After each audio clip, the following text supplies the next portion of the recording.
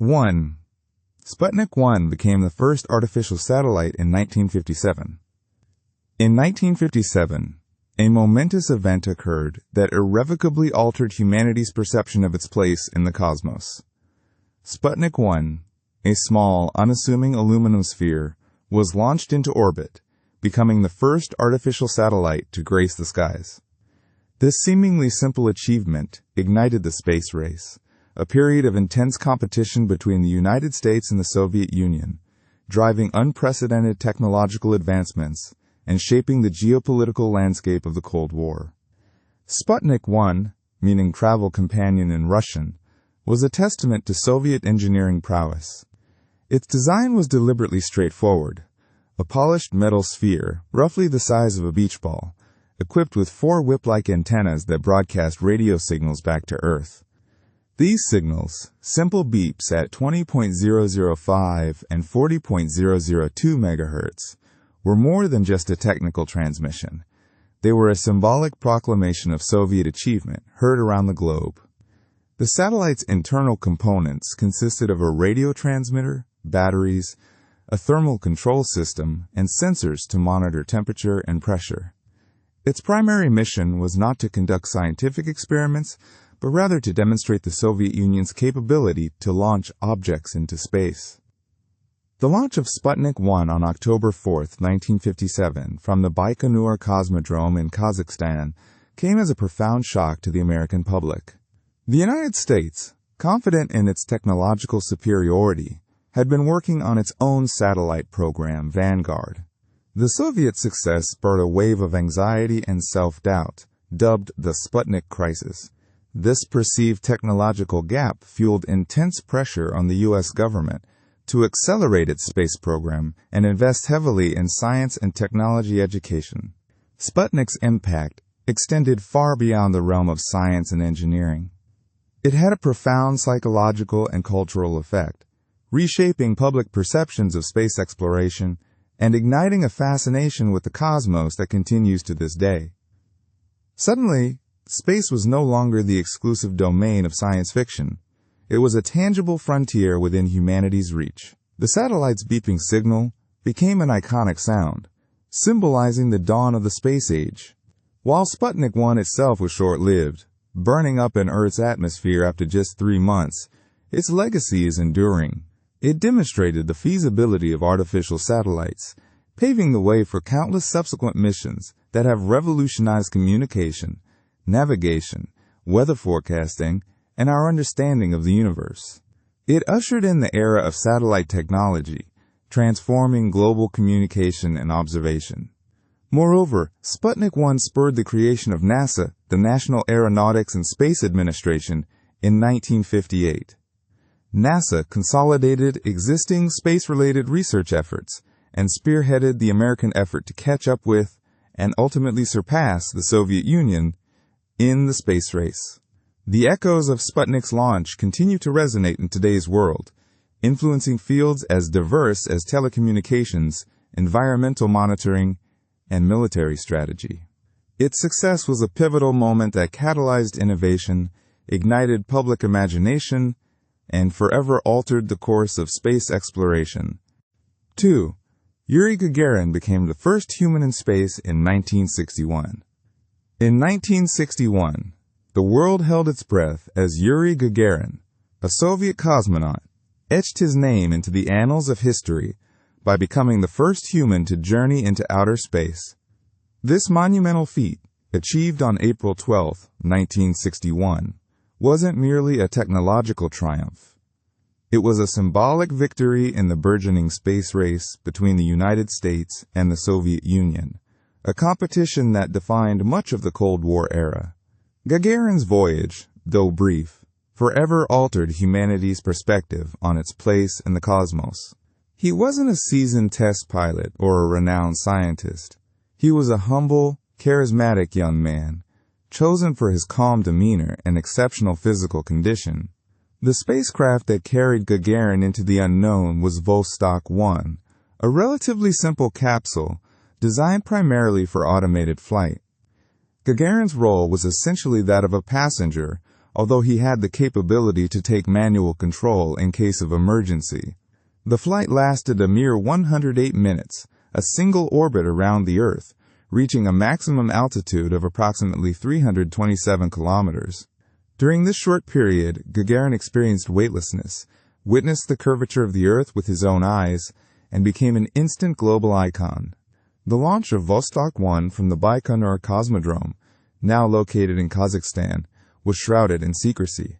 The Soviet Union initially downplayed the technical complexities of the mission, emphasizing the triumph of socialist engineering.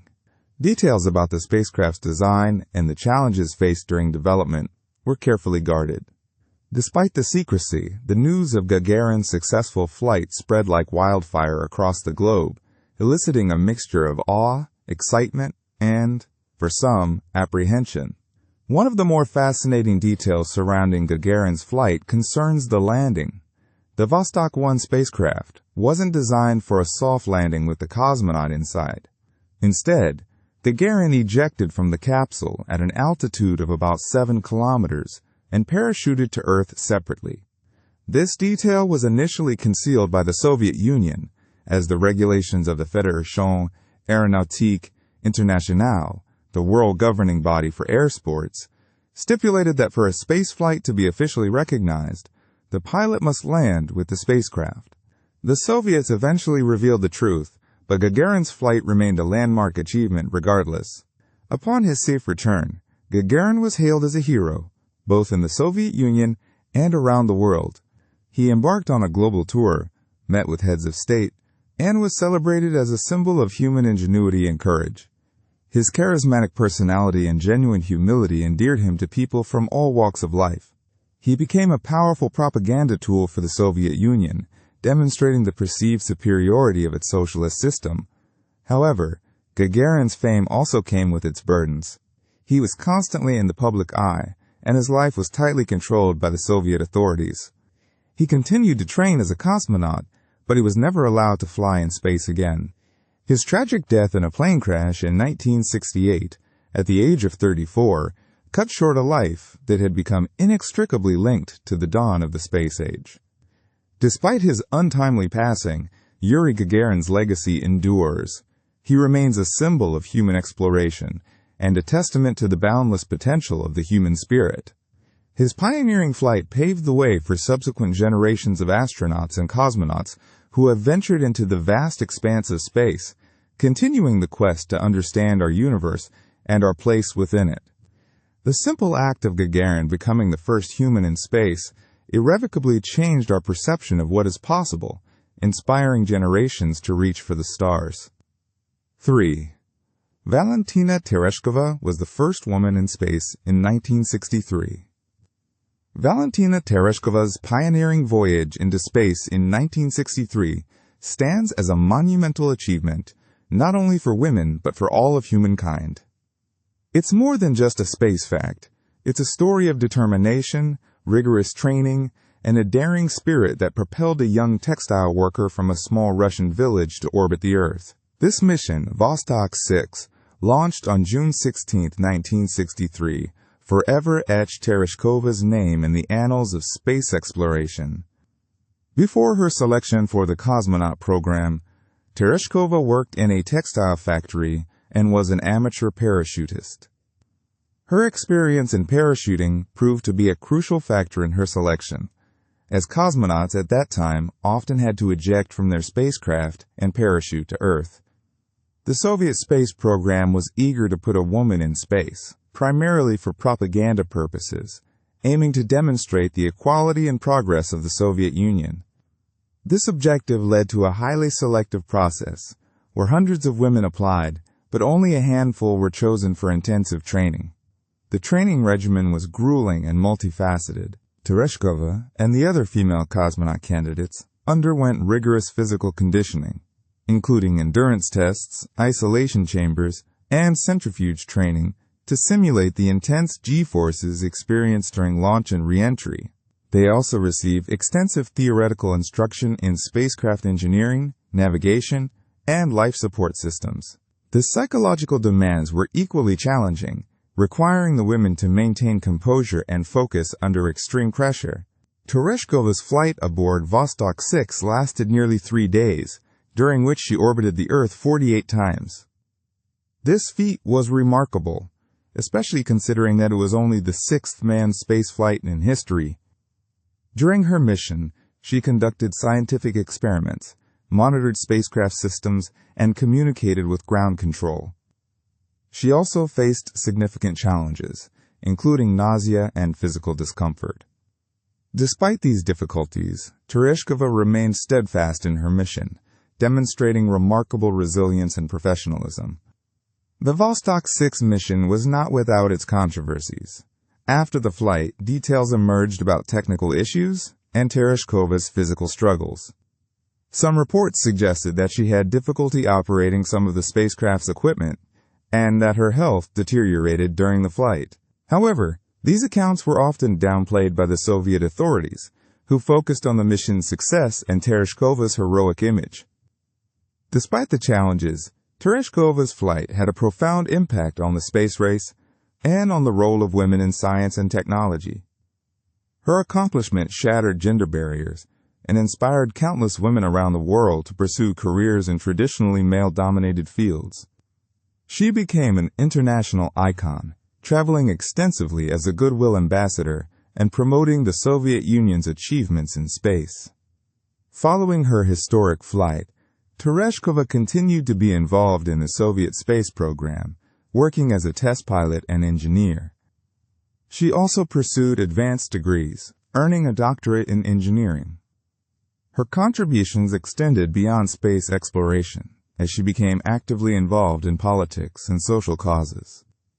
She served in various government positions, advocating for education, healthcare, and women's rights. Valentina Tereshkova's journey into space was more than just a fleeting moment in history.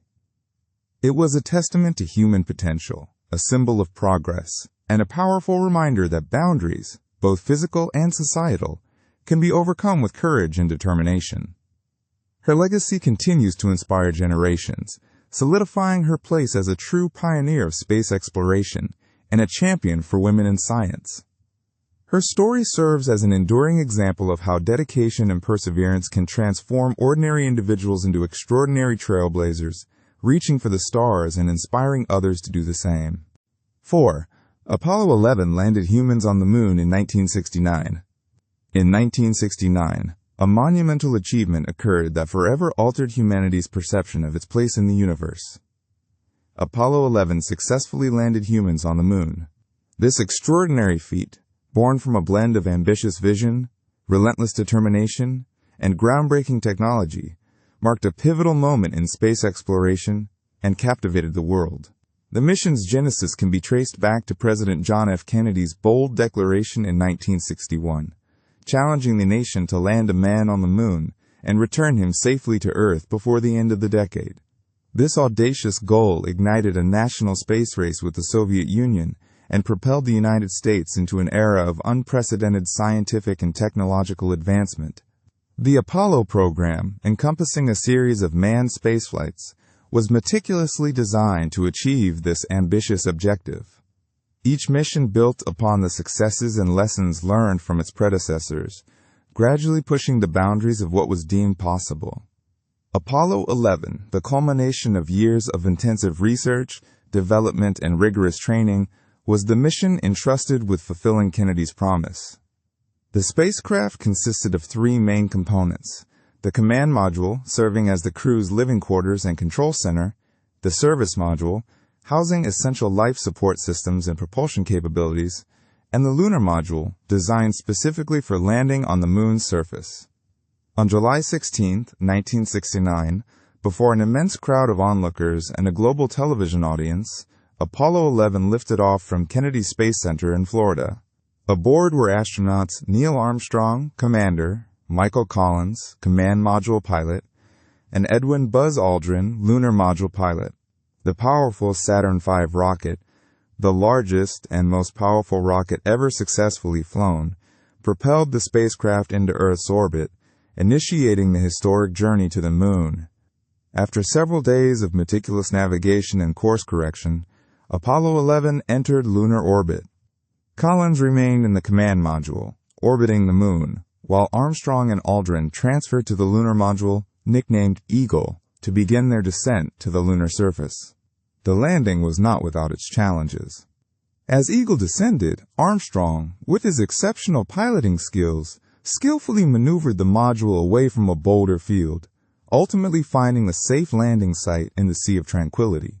On July 20, 1969, at 2017 Coordinated Universal Time, Armstrong announced the iconic words, "The Eagle has landed," signaling the successful arrival of humans on the moon. Several hours later, Armstrong became the first human to set foot on the lunar surface, uttering the immortal phrase, "That's one small step for a man, one giant leap for mankind." Aldrin soon followed, and together they spent approximately 2.5 hours exploring the lunar landscape. They collected rock and soil samples, conducted scientific experiments, and planted the American flag, symbolizing the nation's achievement. The astronauts' activities were broadcast live to millions of viewers on Earth, allowing people around the world to witness this extraordinary event in real time. The grainy black and white images of Armstrong and Aldrin walking on the moon became instantly iconic, etching themselves into the collective memory of humanity. After their surface excursion, Armstrong and Aldrin returned to the lunar module, prepared for the ascent back to the command module. The ascent engine fired flawlessly, propelling Eagle back into lunar orbit, where it successfully rendezvoused with the command module. The lunar samples and film footage were transferred, and the lunar module was jettisoned.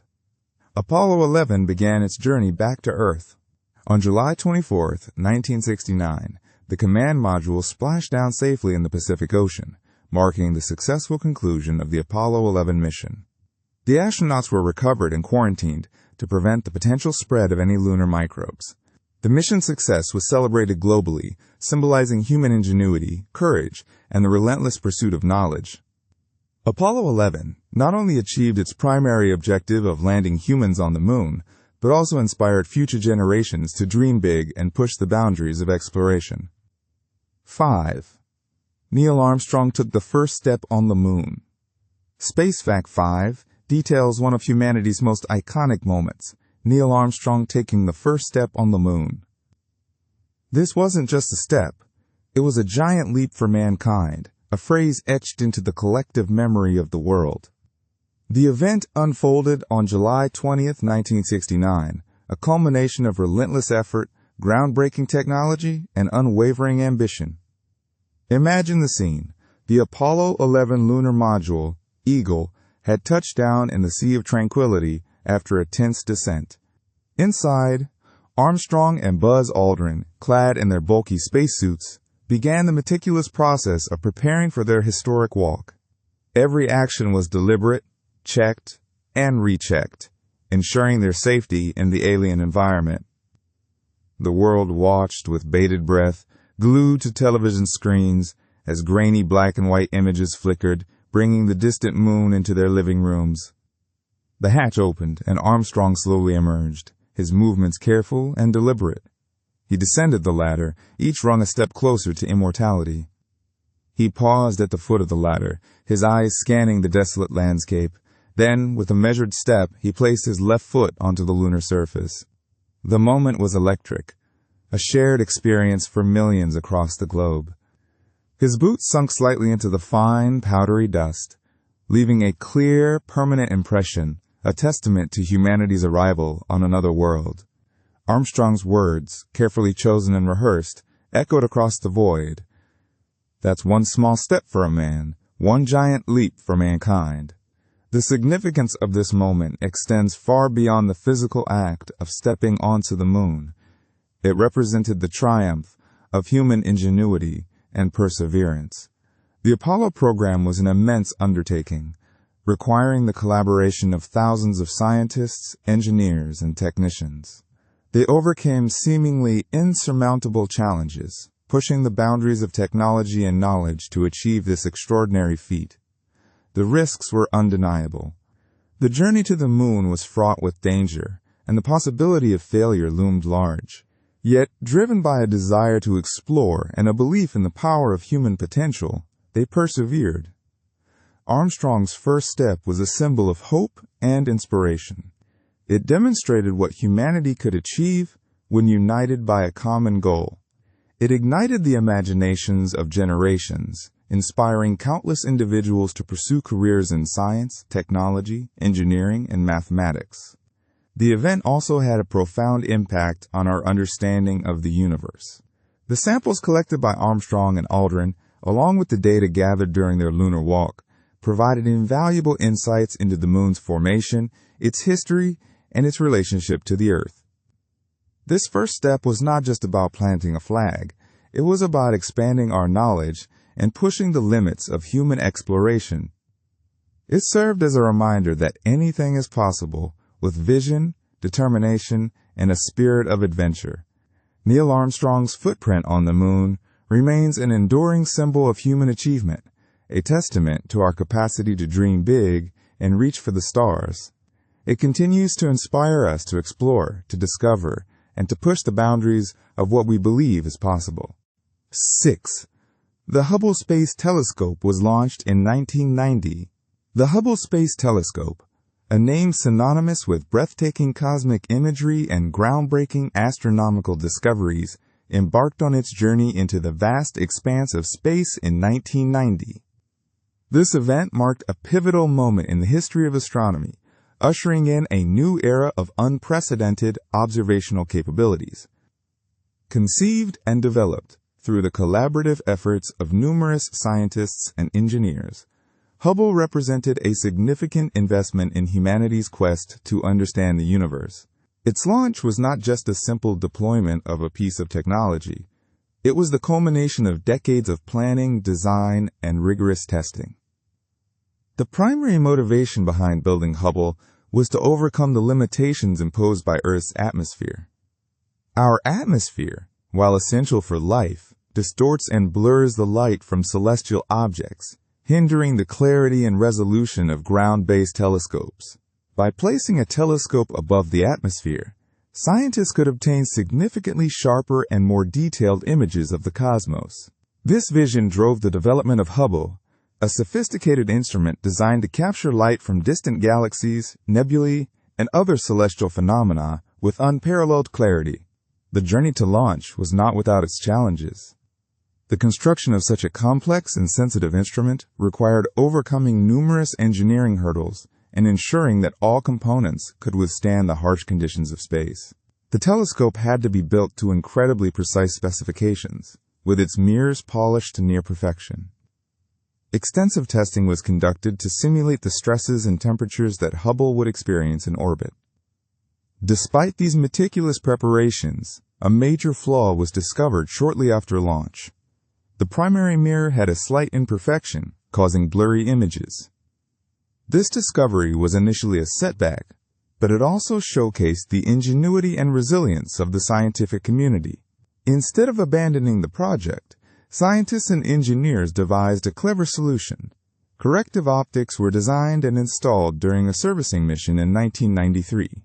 This mission, carried out by astronauts aboard the Space Shuttle Endeavour, involved carefully installing a new instrument called the Corrective Optics Space Telescope Axial Replacement, or COSTAR. COSTAR acted like a pair of eyeglasses for Hubble, compensating for the mirror's flaw and restoring the telescope's intended image quality. Since its repair, Hubble has revolutionized our understanding of the universe. It has captured stunning images of galaxies forming billions of years ago, witnessed the birth and death of stars, and provided crucial evidence for the existence of supermassive black holes at the centers of galaxies. Hubble's observations have also helped to refine our measurements of the expansion rate of the universe, a fundamental parameter in cosmology. The telescope's data has been used in countless scientific papers and has inspired generations of astronomers and space enthusiasts. Hubble's legacy extends beyond its scientific contributions. It has also played a significant role in public outreach and education. The breathtaking images captured by Hubble have captured the imaginations of people around the world, fostering a sense of wonder and curiosity about the cosmos. These images have been widely disseminated through books, magazines, websites, and documentaries, making the beauty and grandeur of the universe accessible to a global audience. Hubble has shown us the beauty of nebulas and galaxies. The Hubble Space Telescope continues to operate today, although its lifespan is finite. While it has been serviced and upgraded multiple times throughout its mission, eventually, its components will begin to fail. Nevertheless, Hubble has left an enduring mark on astronomy and popular culture. Its launch in 1990 marked a turning point in our ability to explore the universe, and its discoveries have reshaped our understanding of our place in the cosmos.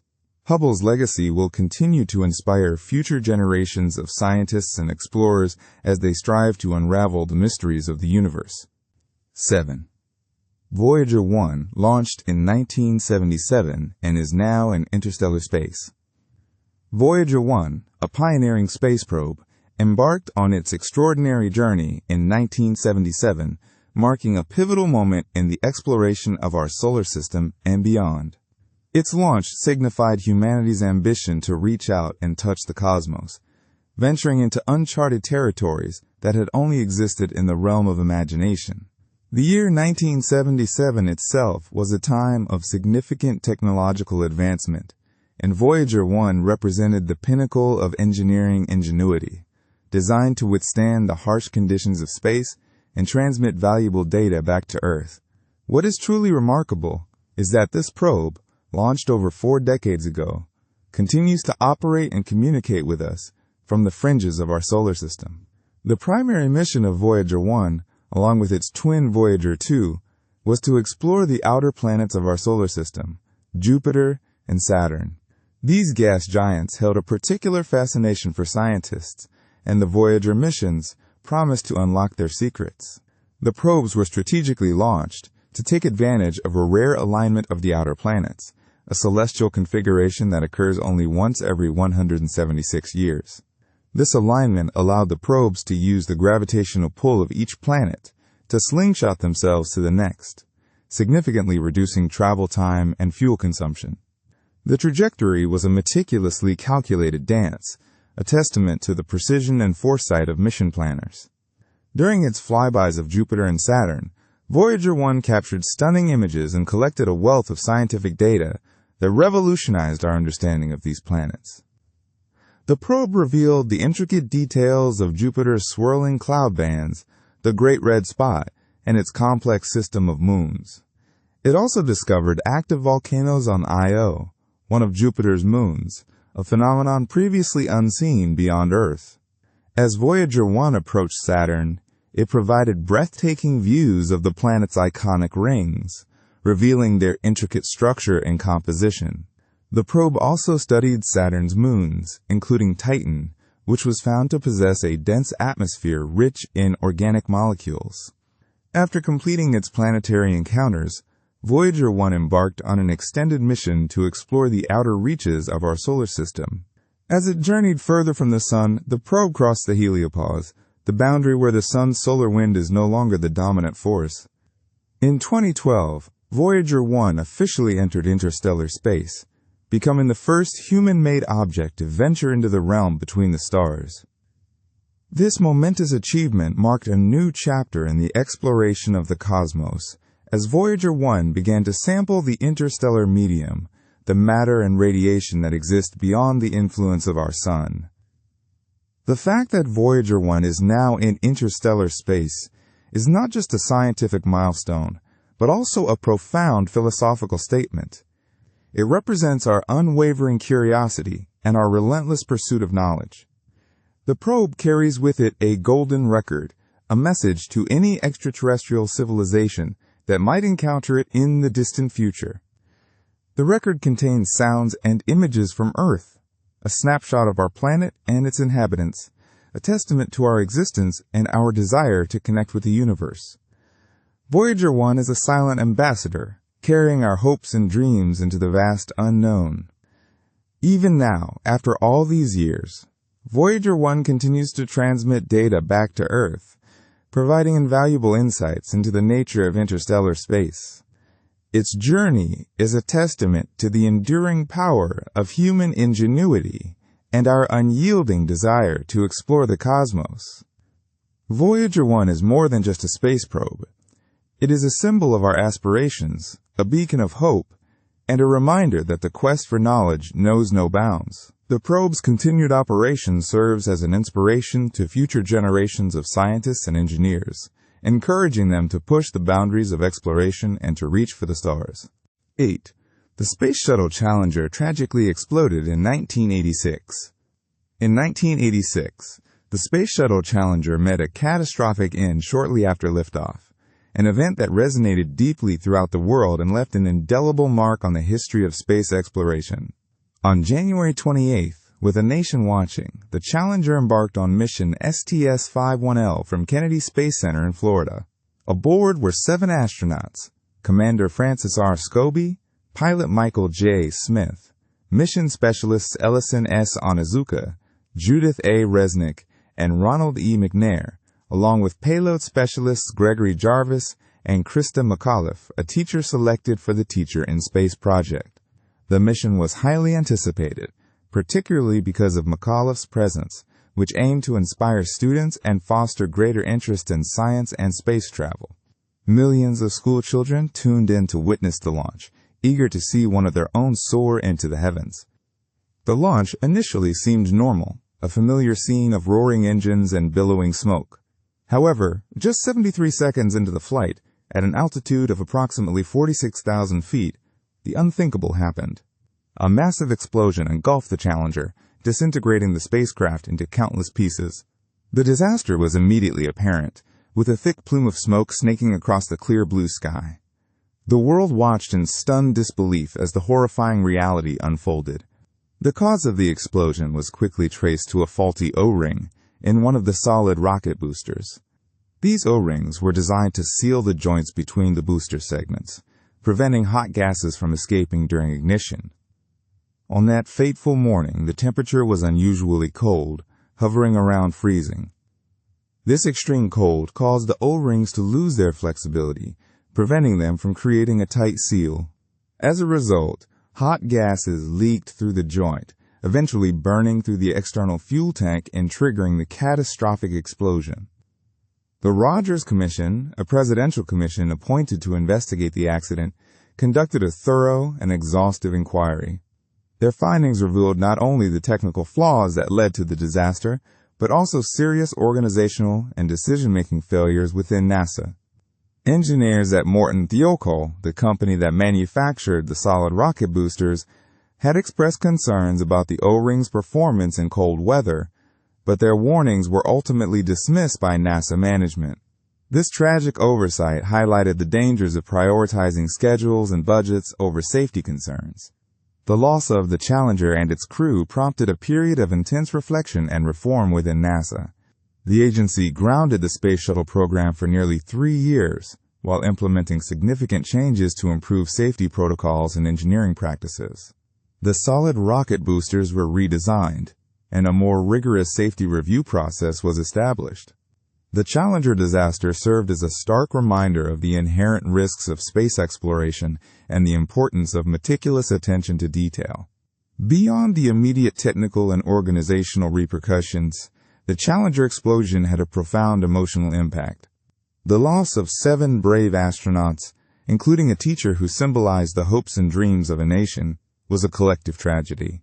Memorial services were held across the country, and the astronauts were posthumously awarded the Congressional Space Medal of Honor. The Challenger disaster became a symbol of both the triumphs and the perils of humanity's quest to explore the cosmos.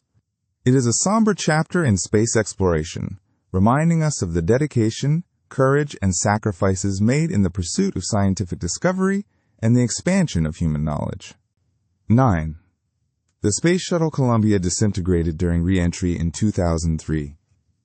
In 2003, the Space Shuttle Columbia met a tragic end during its re-entry into Earth's atmosphere, a stark reminder of the inherent risks involved in space exploration.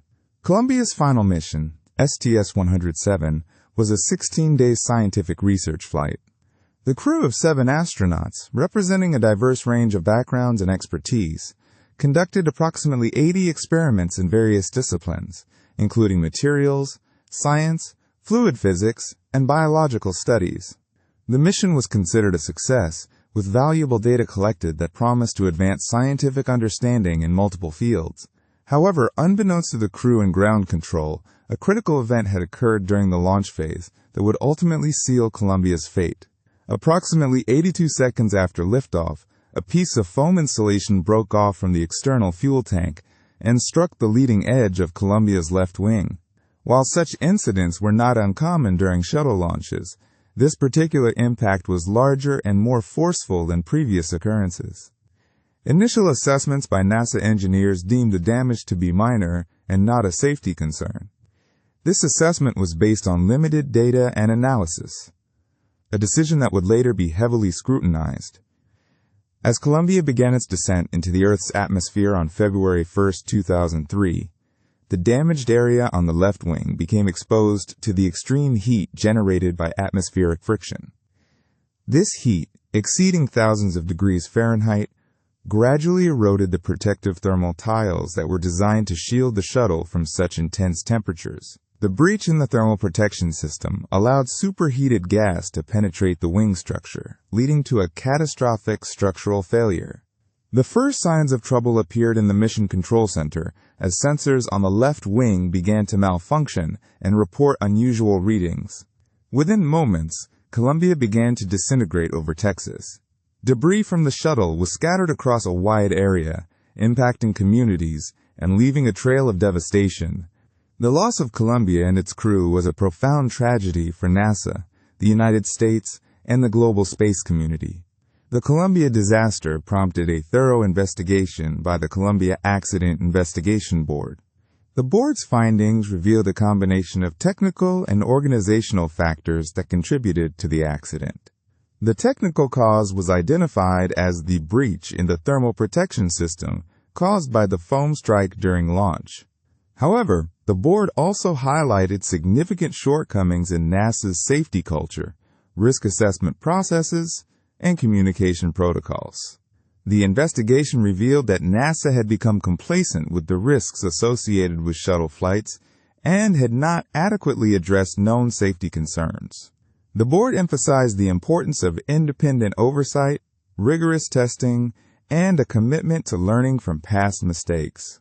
The Columbia disaster led to significant changes in the Space Shuttle program, including enhanced inspection procedures, modifications to the external fuel tank, and improved crew escape systems. The remaining shuttles were grounded for more than 2 years while these changes were implemented. The Space Shuttle program was eventually retired in 2011, marking the end of an era in human spaceflight. The legacy of Columbia serves as a constant reminder of the challenges and risks inherent in space exploration, and the critical importance of safety, vigilance, and continuous improvement. It underscored the need for a robust safety culture within space agencies, ensuring that every possible precaution is taken to protect the lives of astronauts venturing into the vast expanse of space. 10. The first American in space was Alan Shepard in 1961. In 1961, the United States achieved a monumental milestone in the burgeoning space race, a feat etched forever in the annals of human exploration. This was the year Alan Shepard became the first American to venture beyond Earth's atmosphere, a daring step that propelled the nation forward in its quest to conquer the cosmos. Shepard's journey was not merely a personal triumph, it represented a collective aspiration, a nation's burning desire to explore the unknown and push the boundaries of human potential. The mission, aptly named Mercury Redstone 3, was far from a leisurely jaunt. It was a suborbital flight, a brief but exhilarating arc that carried Shepard to an altitude of just over 116 miles before returning him to the welcoming embrace of the Atlantic Ocean. Piloting the Freedom 7 spacecraft, Shepard endured intense G-forces during launch and re-entry, a testament to his physical and mental fortitude. The entire flight lasted a mere 15 minutes, but its impact reverberated across the globe. Before Shepard's historic flight, the Soviet Union had already claimed the title of sending the first human into space, with Yuri Gagarin's orbital flight in April 1961. This achievement ignited a sense of urgency within the American space program. Shepard's flight, while shorter in duration and range, demonstrated that the United States was a serious contender in the space race, capable of matching and eventually surpassing Soviet achievements. The rivalry between the two superpowers fueled innovation and accelerated the pace of space exploration, leading to remarkable advancements in rocketry, spacecraft design, and astronaut training. Shepard's selection as the first American in space was no accident. He was a highly skilled Navy test pilot with extensive experience in high-performance aircraft. He possessed the physical and mental attributes necessary to withstand the rigors of spaceflight, along with an unwavering determination and a calm demeanor under pressure. He was among the original 7 astronauts selected for the Mercury program, a group of elite pilots who embodied the spirit of adventure and technological prowess that defined the era. The flight itself was a marvel of engineering and technological ingenuity. The Mercury spacecraft was a compact capsule designed to protect the astronaut during launch, spaceflight, and re-entry. The Redstone rocket, while less powerful than the rockets used for orbital flights, provided the necessary thrust to propel Shepard into space. Every system, from the life support to the navigation, had to function flawlessly to ensure the mission's success. The world watched with bated breath as Shepard hurtled into the sky, a symbol of human ambition and technological progress. His safe return was met with jubilation and national pride. He became an instant hero, celebrated as a pioneer who dared to venture into the unknown. His flight inspired a generation of scientists, engineers, and dreamers, igniting a passion for space exploration that continues to this day. Shepard's legacy extends far beyond his single spaceflight. He continued to serve as an astronaut, playing a key role in the Apollo program. In 1971, he commanded the Apollo 14 mission, becoming the 5th person to walk on the moon. His journey from a suborbital flight to lunar exploration exemplifies the remarkable progress made in space exploration during the 1960s and 1970s. Alan Shepard's pioneering spirit and unwavering dedication to space exploration serve as a reminder of the power of human ambition and the endless possibilities that lie beyond our planet. His flight in 1961 was more than just a space fact. It was a pivotal moment in history, a symbol of human ingenuity, and a testament to the enduring human desire to explore the universe. 11. The first successful Mars rover, Sojourner, landed in 1997. The year 1997 marked a pivotal moment in the exploration of Mars, a year when humanity's reach extended beyond orbit and landed a mobile laboratory on the rusty surface of the red planet. This achievement came in the form of Sojourner, the first successful Mars rover, a small but ambitious vehicle that paved the way for the sophisticated rovers that traverse Mars today. Sojourner's journey to Mars was part of the larger Mars Pathfinder mission, an endeavor by the National Aeronautics and Space Administration to demonstrate a low-cost method of landing on and exploring Mars. The entire mission, from development to launch and operation, was conceived with efficiency and innovation in mind, pushing the boundaries of what could be achieved within a limited budget. The landing sequence itself was a marvel of engineering. The Pathfinder spacecraft entered the Martian atmosphere encased in a protective aeroshell. As it descended, a parachute deployed to slow the spacecraft down. In the final moments before impact, airbags inflated around the lander, cushioning it as it bounced across the Martian surface before coming to a stop. This airbag landing system was a novel approach, designed to protect the lander and rover from the harsh impact of landing on an alien world. Once the lander settled, the airbags deflated, and the lander's pedals unfolded, revealing Sojourner nestled inside. The rover then carefully rolled off the lander and onto the Martian soil, marking the beginning of its exploration. Sojourner was a relatively small rover, about the size of a microwave oven. It weighed approximately 23 pounds and was powered by solar panels. Despite its small size, Sojourner was equipped with a suite of instruments designed to analyze the Martian environment. It carried an alpha-proton X-ray spectrometer, which was used to determine the elemental composition of rocks and soil. It also had cameras that captured images of the Martian landscape, providing scientists and the public with unprecedented views of the planet's surface. The rover's mission was to explore the area around the landing site, which was named the Ares Vallis. This region is a large outflow channel, believed to have been carved by ancient floods. Sojourner traveled a total distance of about 100 meters during its mission, studying various rocks and soil samples along the way. One of the most famous rocks that Sojourner examined was nicknamed Yogi. The rover's analysis of Yogi revealed that it was a basaltic rock, similar to volcanic rocks found on Earth. This discovery provided further evidence that Mars had once been volcanically active. Sojourner also studied other rocks with names like Barnacle Bill and Scooby-Doo, each offering unique insights into the geological history of Mars. Beyond the scientific discoveries, Sojourner's mission had a profound impact on public engagement with space exploration. The images and data returned by the rover were widely shared, captivating audiences around the world. The mission demonstrated the potential for robotic exploration to unlock the secrets of other planets and inspired a new generation of scientists and engineers. Although Sojourner's mission was initially planned to last for only a few weeks, the rover exceeded all expectations and continued to operate for almost 3 months. Eventually, communications with the rover were lost, but its legacy lived on. Sojourner paved the way for future Mars rovers, such as Spirit, Opportunity, Curiosity, and Perseverance, which have built upon its successes and made even more groundbreaking discoveries. Sojourner remains a testament to human ingenuity and determination.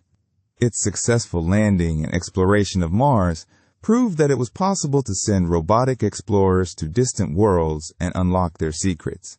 The rover's small tracks on the Martian surface represent a giant leap for humanity's understanding of the red planet and its place in the universe. 12. NASA's Curiosity rover landed on Mars in 2012. In the realm of space exploration, one particular event stands out as a remarkable achievement of engineering and scientific curiosity: the landing of NASA's Curiosity rover on Mars in 2012. This groundbreaking mission marked a pivotal moment in our understanding of the red planet, and its legacy continues to inspire scientists and space enthusiasts alike. The Curiosity rover, a car-sized robotic explorer, embarked on its journey to Mars aboard the Mars Science Laboratory spacecraft. Its primary objective was to investigate the Martian surface and atmosphere, searching for evidence of past or present habitability. In other words, the rover aimed to determine whether Mars could have ever supported microbial life. The selection of Gale Crater as the landing site was a carefully considered decision. Scientists believed that this ancient impact crater held a wealth of geological information, potentially revealing clues about Mars' environmental history. Gale Crater contains a towering mountain known as Mount Sharp, composed of layered sediments that have accumulated over billions of years. These layers act as a timeline, offering a glimpse into the planet's changing conditions.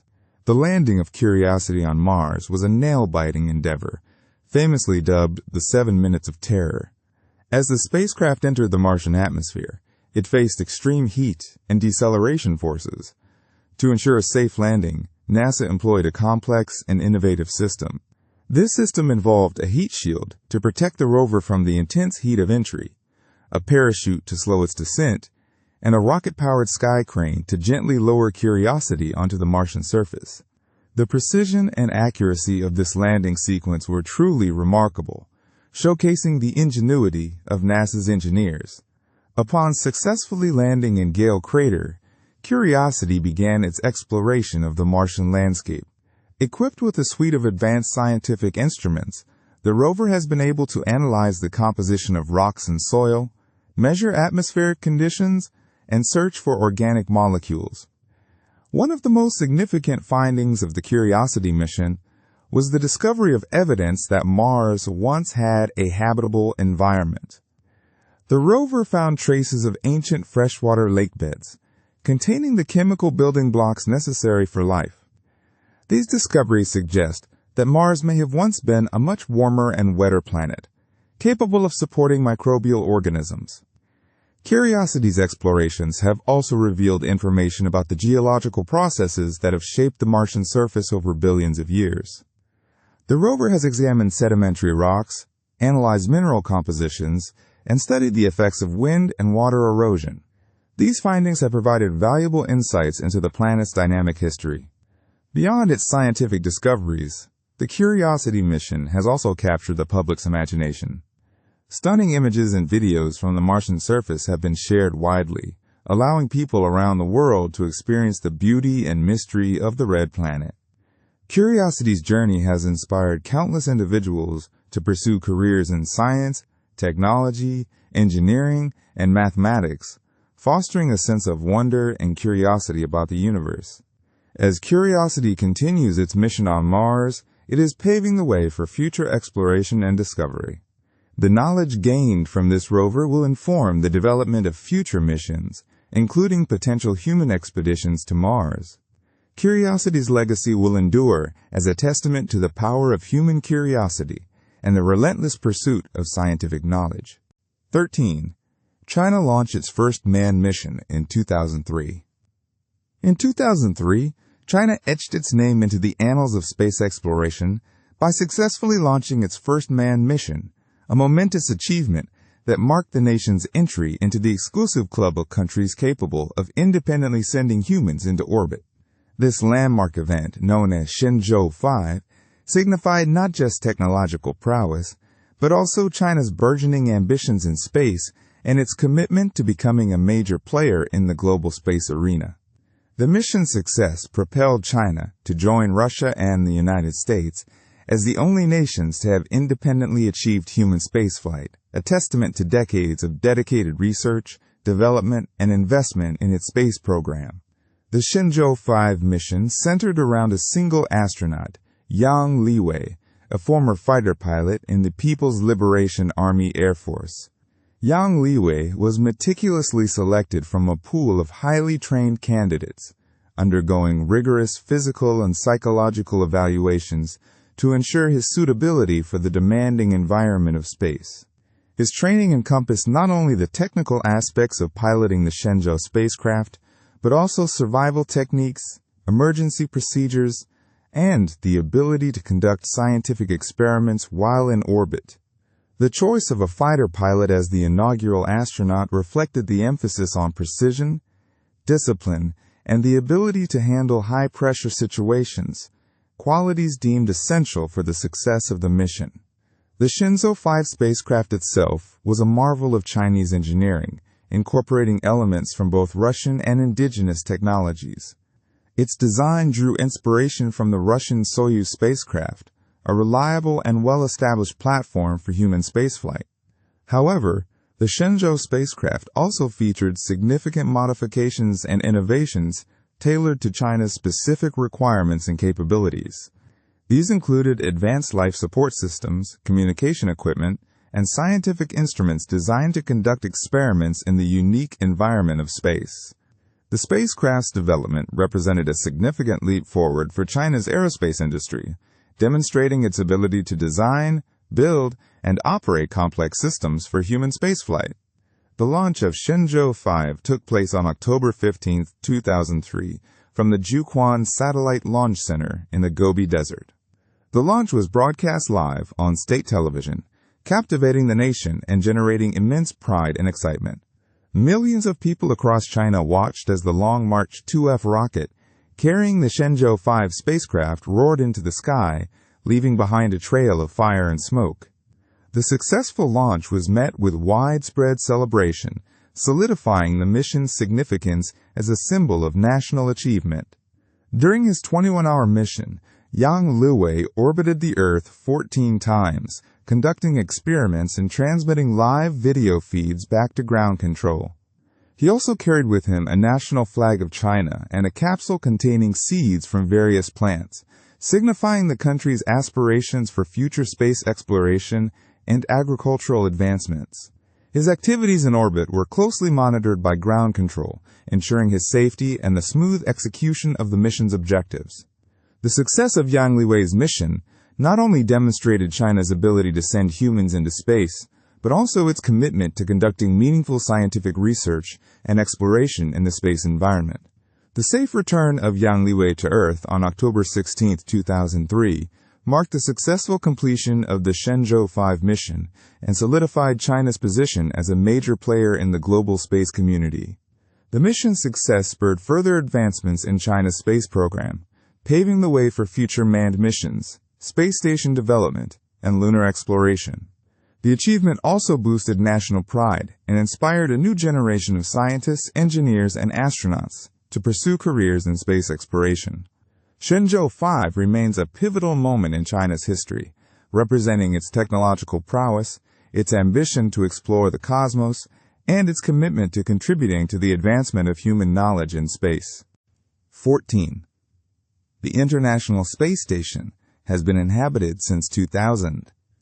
SpaceFact 14, the continuous human presence on the International Space Station since the year 2000, marks a monumental achievement in human space exploration and international collaboration.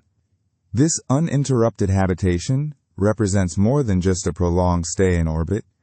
It symbolizes humanity's persistent yearning to explore the cosmos, conduct groundbreaking research, and foster peaceful cooperation beyond the boundaries of our planet.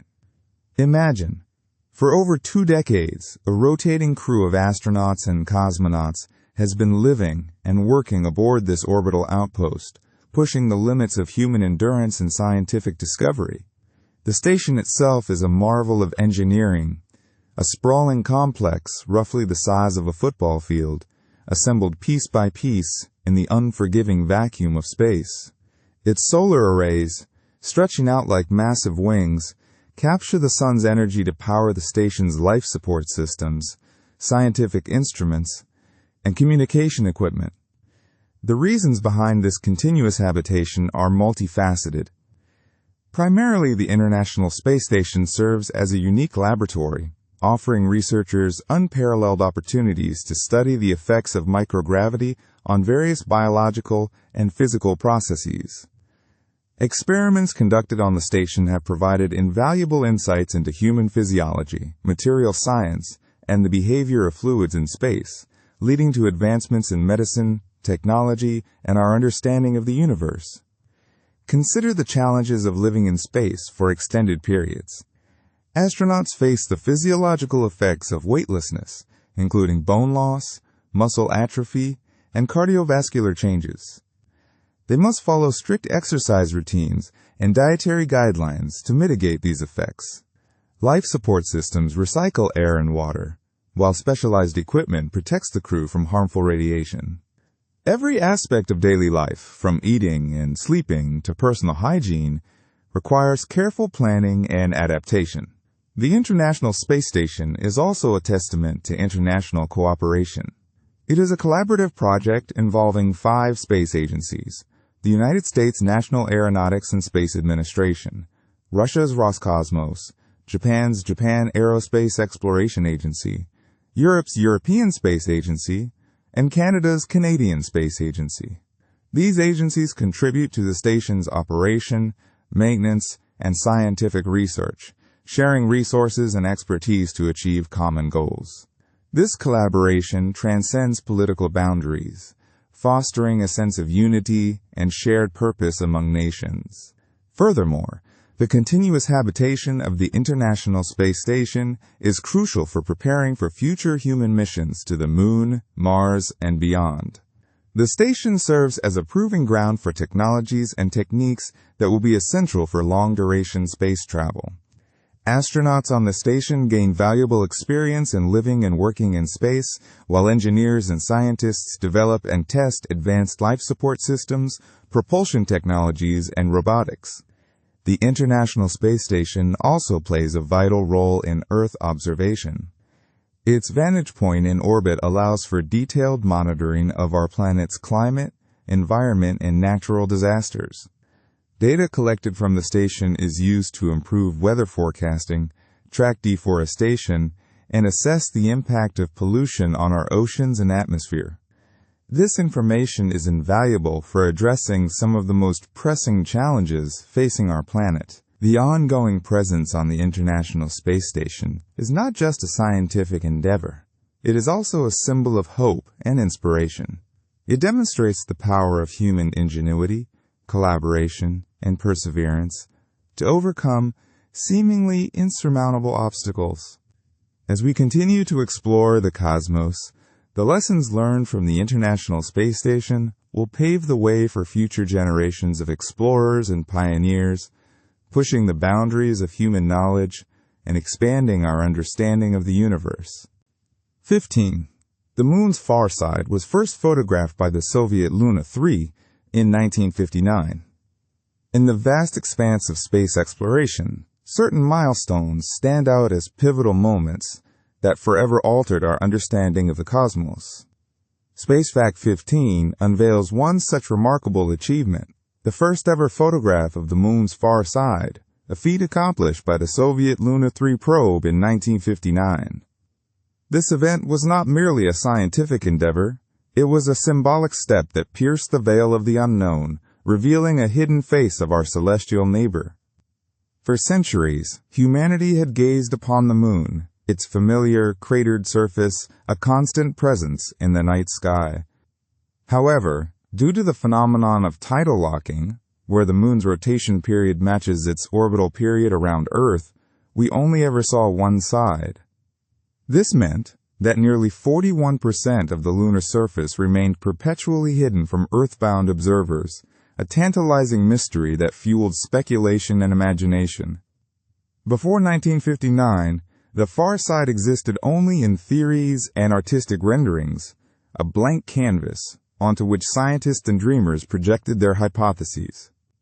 The Luna 3 mission was a daring undertaking, launched by the Soviet Union as part of their ambitious space program during the height of the space race.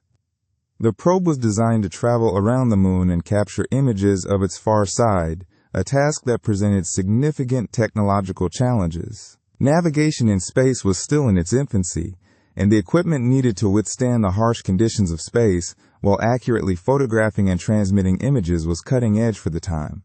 The probe was equipped with a dual-lens camera system known as AFAE-1, developed by P.F. Bratslavitz.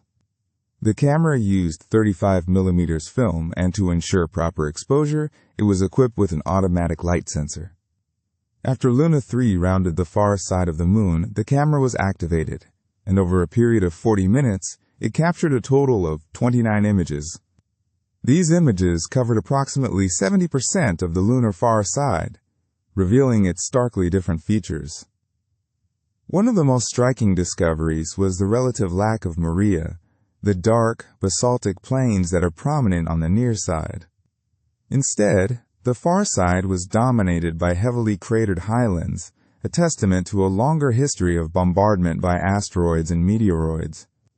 This difference in surface features suggested that the two sides of the moon had experienced different geological processes. The images taken by Luna 3 were not of high resolution by modern standards, but they were revolutionary at the time. The process of transmitting the images back to Earth was fraught with difficulty. The probe used a radio transmission system that sent the images as signals that were then reconstructed on Earth. The process was slow and prone to interference, resulting in grainy and distorted images. Despite the limitations, the images were a triumph. They were met with both scientific excitement and public fascination. The Soviet Union quickly released the images to the world, accompanied by maps and analyses. The international community was eager to study the new data, and scientists from around the globe began to analyze the images and formulate new theories about the moon's origin and evolution. The Luna 3 mission was a significant propaganda victory for the Soviet Union, demonstrating their technological prowess and their commitment to space exploration. The mission helped to solidify the Soviet Union's position as a leader in the space race, pushing the United States to accelerate its own space program. The mission was a testament to human ingenuity and the relentless pursuit of knowledge. It opened a new chapter in lunar exploration, paving the way for future missions that would further unveil the moon's secrets. The impact of the Luna 3 mission extended far beyond the realm of science. inspiring generations of scientists, engineers, and explorers to reach for the stars. 16. The first spacewalk was performed by Alexei Leonov in 1965. In 1965, Alexei Leonov etched his name into the annals of space exploration by becoming the first human to conduct a spacewalk, a daring feat that pushed the boundaries of what was then considered possible. This monumental event, officially known as extravehicular activity, took place on March 18, 1965, during the Voskhod 2 mission, a Soviet endeavor aimed at securing yet another first in the space race against the United States. The Voskhod 2 spacecraft, a modified version of the earlier Voskhod 1, was specifically designed to accommodate the spacewalk. It featured an inflatable airlock, a crucial component that allowed Leonov to exit and re-enter the spacecraft without depressurizing the entire cabin. This airlock, while innovative for its time, proved to be somewhat problematic during the mission, adding to the already considerable risks involved. Leonov's spacesuit, the SK-1, was a marvel of engineering for its era. It was a pressurized suit designed to protect him from the harsh environment of space, including the vacuum, extreme temperatures, and radiation. The suit was connected to the spacecraft via a tether, a vital lifeline that provided oxygen, communication, and a means of returning to the safety of the Voskhod 2. The spacewalk itself lasted for approximately 12 minutes and 9 seconds. During this brief period, Leonov floated freely in the vacuum of space, tethered only by his lifeline. He marveled at the breathtaking view of Earth below, a sight no human had ever witnessed firsthand. He reported feeling a profound sense of awe and tranquility, despite the inherent dangers of his situation. However, the seemingly straightforward spacewalk was fraught with unforeseen challenges. As Leonov ventured further from the spacecraft, his suit began to inflate and stiffen due to the pressure difference between the suit and the vacuum of space. This made it increasingly difficult for him to maneuver and, more critically, to re-enter the airlock. Realizing the gravity of the situation, Leonov made a critical decision. He decided to bleed off some of the oxygen from his suit, effectively reducing its pressure.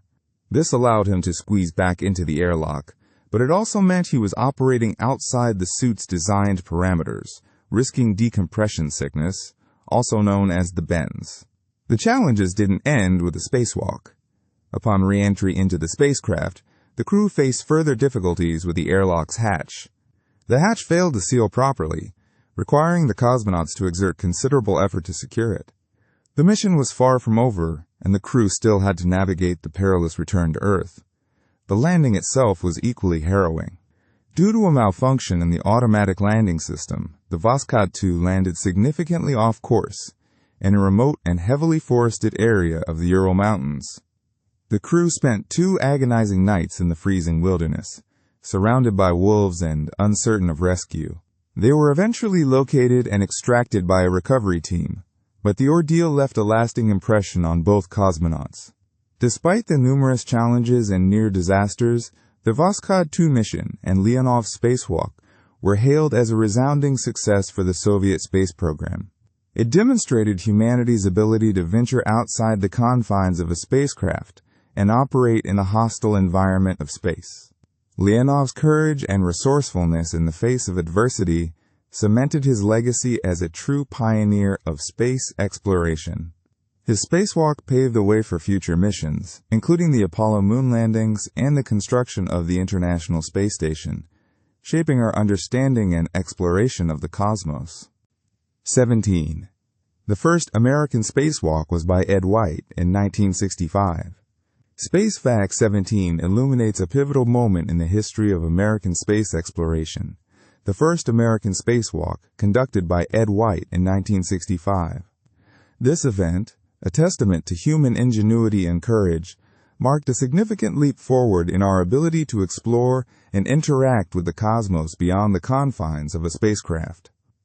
On June 3, 1965, during the Gemini 4 mission, Edward Huygens White II, a U.S. Air Force lieutenant colonel and test pilot, floated out of the Gemini 4 capsule, becoming the first American to perform an extravehicular activity commonly known as a spacewalk. This momentous occasion occurred approximately 4 months after Alexei Leonov became the first human to conduct a spacewalk on the Soviet Union's Voskhod 2 mission, highlighting the intense competition of the space race. White's spacewalk lasted roughly 23 minutes, during which he floated freely outside the Gemini 4 spacecraft, tethered to the capsule by a 25-foot umbilical cord and a separate tether line. This tether provided oxygen and communications and ensured that he would not drift away into the vast emptiness of space. He used a handheld self-maneuvering unit, essentially a nitrogen gas gun, to propel himself through space, demonstrating a basic form of astronaut propulsion. This device, though rudimentary by modern standards, was a critical step in developing the technologies needed for future spacewalks and construction activities in orbit.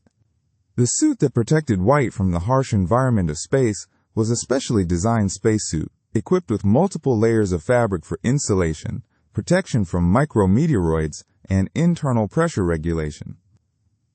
It also included a gold-plated visor on his helmet to shield his eyes from the intense glare of the sun in space. Communication with ground control was maintained through a microphone and headset integrated into the helmet. The Gemini 4 mission was not solely focused on the spacewalk. It was also intended to test the spacecraft's systems and capabilities for extended spaceflight, as well as to conduct scientific experiments. However, White's spacewalk quickly became the defining moment of the mission, capturing the imagination of the world and symbolizing America's ambition to conquer space. The experience of spacewalking was profoundly impactful for White. He described the sensation as one of complete freedom and weightlessness, a surreal experience that offered a unique perspective on Earth and the cosmos. Photographs and videos from the spacewalk, broadcast around the world, showed White floating gracefully against the backdrop of Earth, a powerful image that inspired a generation and fueled the burgeoning space program. There were challenges during the spacewalk. White experienced some difficulty retracting the umbilical cord and closing the hatch of the Gemini 4 capsule, a reminder of the inherent risks and complexities of operating in space. The spacewalk was ultimately cut short due to concerns about running out of fuel in the maneuvering unit and the difficulties encountered with the hatch. Despite these challenges, the first American spacewalk was a resounding success, demonstrating the feasibility of conducting useful work outside a spacecraft. It paved the way for more complex spacewalks in subsequent missions, including those conducted during the Apollo program and the construction of the International Space Station. The knowledge and experience gained from White's spacewalk were invaluable in developing the tools, techniques, and procedures necessary for astronauts to work effectively and safely in the challenging environment of space. Ed White's legacy extends far beyond his pioneering spacewalk. He was selected as an astronaut for the Apollo 1 mission but tragically died in a fire during a launch rehearsal at Cape Canaveral on January 27, 1967. His contribution to space exploration remains a source of inspiration for astronauts and engineers worldwide. His spacewalk remains a reminder of the spirit of exploration that drives humanity to push the boundaries of knowledge and venture into the unknown. 18. The Mars Pathfinder mission landed in 1997. In the vast expanse of space exploration, the Mars Pathfinder mission, which touched down on the Red Planet in 1997, holds a significant place. This mission was not just another foray into the unknown. It was a groundbreaking endeavor that captured the imagination of the world and significantly advanced our understanding of Mars. Its success was a testament to the ingenuity and dedication of the scientists and engineers who poured their hearts and minds into the project. The primary objective of the Mars Pathfinder mission was simple yet ambitious: to demonstrate a cost-effective way to deliver a lander and a small rover to the surface of Mars. This goal was driven by a desire to explore the planet in a more detailed and mobile way than had previously been possible. Before Pathfinder, Mars missions were often expensive and complex, limiting the frequency and scope of exploration. Pathfinder aimed to change that by showcasing a new approach that was both efficient and scientifically rewarding. The mission consisted of two main components: the Pathfinder lander and the Sojourner rover. The lander itself was designed to act as a base station, equipped with instruments to study the Martian atmosphere, weather, and geology. However, the real star of the show was the Sojourner rover, a small, six-wheeled vehicle that was the first rover to traverse the surface of another planet. This marked a pivotal moment in space exploration, as it allowed scientists to explore the Martian landscape in a way that was previously unimaginable. The landing site chosen for Pathfinder was Ares Vallis, a large outflow channel that scientists believed was carved by ancient floods. This location was selected because it offered a diverse range of geological features, including rocks and soil that could provide clues about Mars' past. The landing itself was a daring feat of engineering. The Pathfinder spacecraft entered the Martian atmosphere at high speed, using a parachute to slow down its descent. Just before landing, airbags inflated around the lander to cushion the impact, allowing it to bounce safely to a stop on the Martian surface. This innovative landing system, while risky, proved to be highly effective and paved the way for future missions. Once on the surface, the Pathfinder lander deployed its solar panels and began transmitting data back to Earth. The Sojourner rover then rolled off the lander and began its exploration of the surrounding terrain. Equipped with cameras and scientific instruments, Sojourner analyzed the composition of rocks and soil, providing valuable insights into the geological history of the Ares Vallis region. The rover's mobility allowed it to reach areas that the lander could not, expanding the scope of the mission's scientific investigations. One of the most intriguing findings of the Pathfinder mission was the discovery of evidence suggesting that Mars was once warmer and wetter than it is today. The rocks analyzed by Sojourner showed signs of past water activity, hinting at a time when Mars may have been more hospitable to life. This discovery fueled further research and exploration, sparking renewed interest in the possibility of finding evidence of past or present life on Mars. Beyond its scientific achievements, the Mars Pathfinder mission was also a public relations triumph. The mission's website provided regular updates and images from Mars, allowing people around the world to follow the exploration in real time. The images captured by Pathfinder and Sojourner were stunning, showcasing the beauty and mystery of the Martian landscape.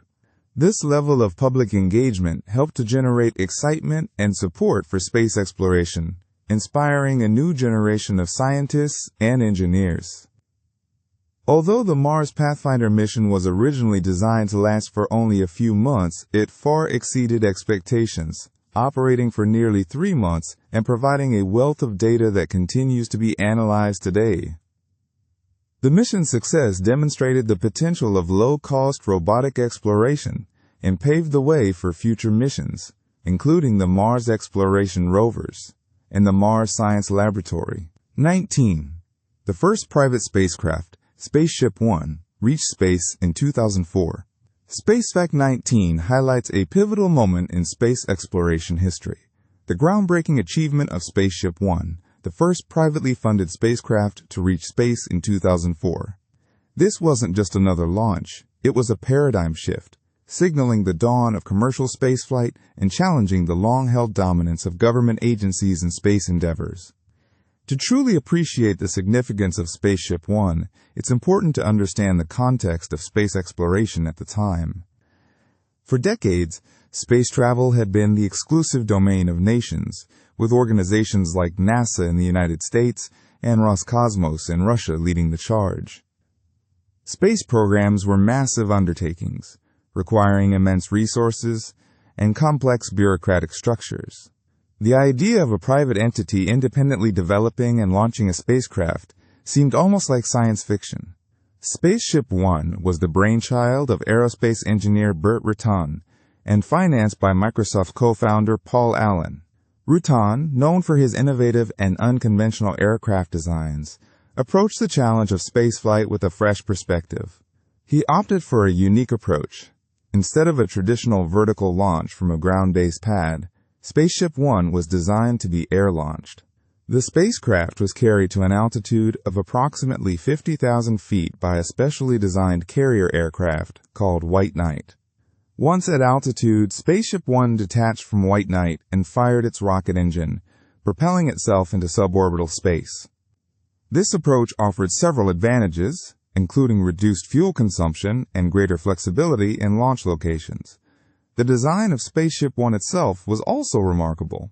It featured a revolutionary feathering system where the spacecraft's wings could be rotated to increase drag during re-entry into the atmosphere. This allowed SpaceShipOne to slow down and dissipate heat more effectively, simplifying the re-entry process and reducing the need for heavy heat shielding. The pilot, perched in a cramped cockpit, had to manage a complex array of controls and monitor the spacecraft's performance throughout the flight. The flight that secured SpaceShipOne's place in history took place on June 21, 2004, piloted by Mike Melville. The spacecraft successfully reached an altitude of over 100 kilometers, the internationally recognized boundary of space, thus earning the Ansari X Prize.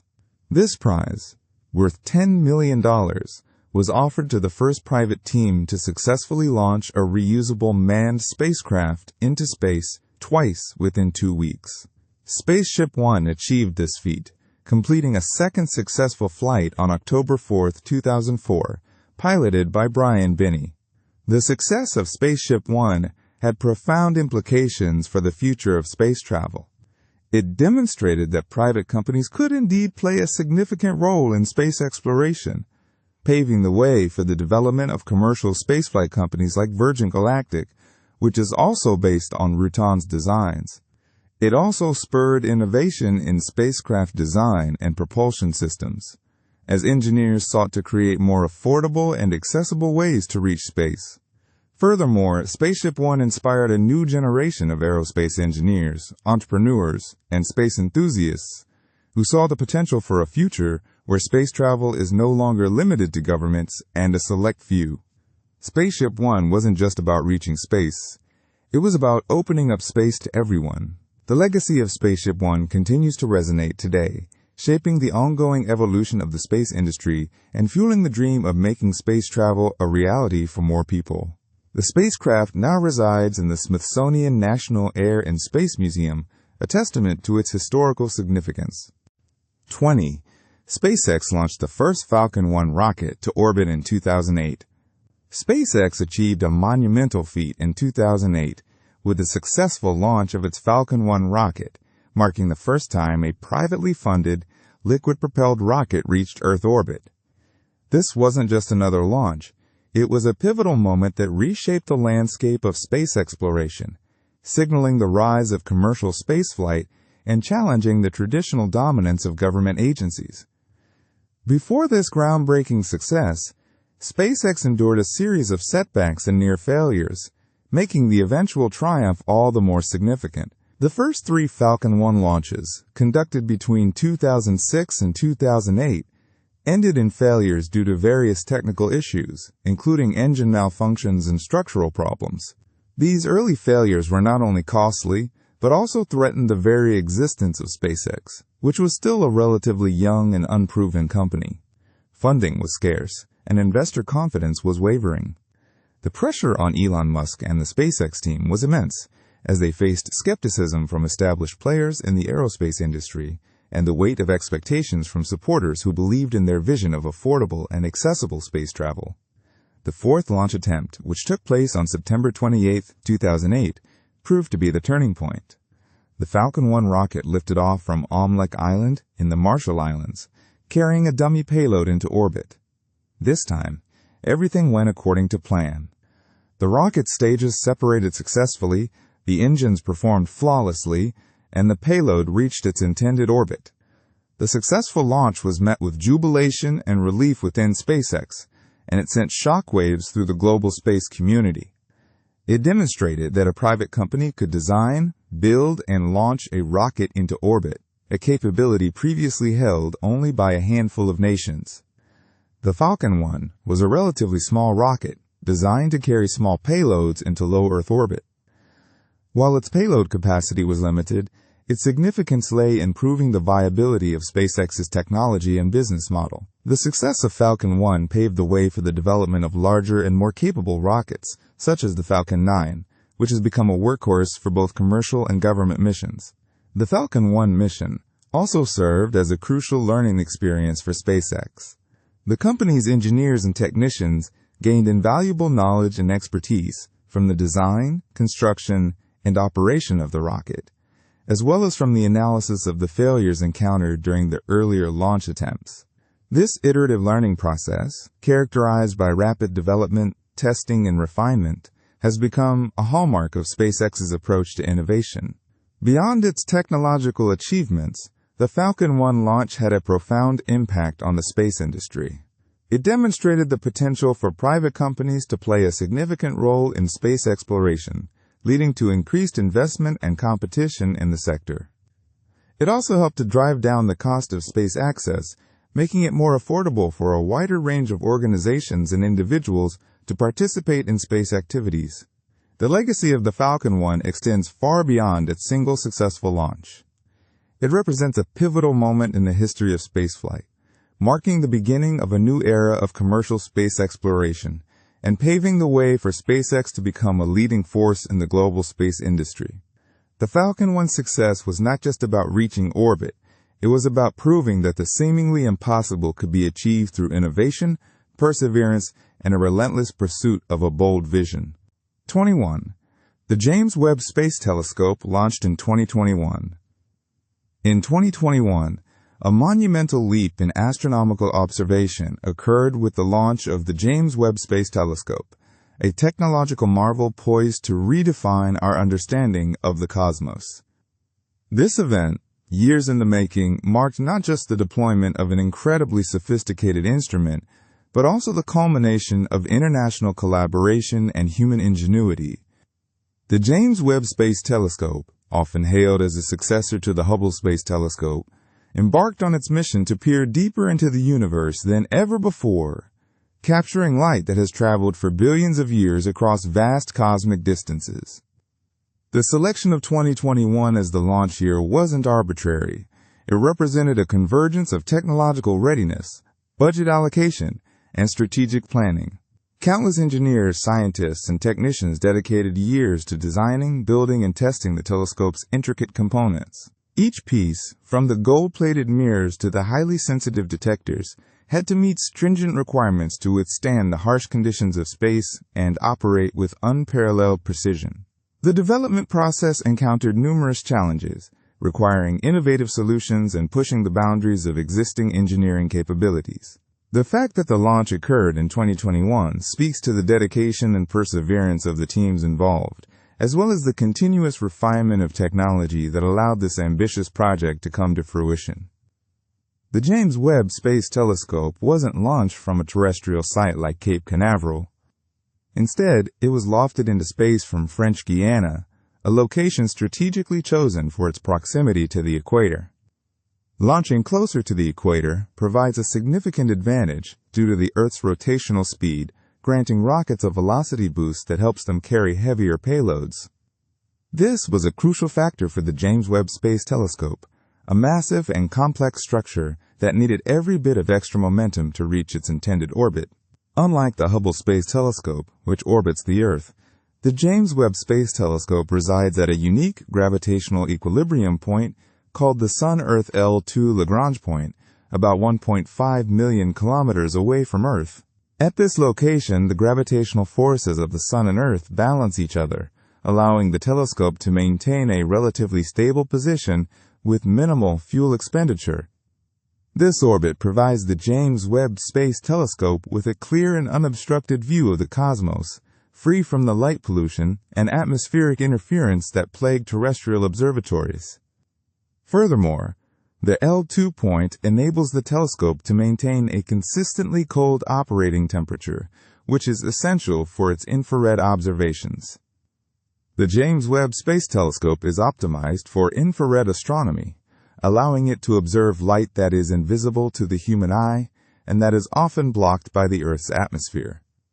By detecting infrared radiation, the telescope can penetrate through clouds of dust and gas, revealing hidden structures and processes in the universe.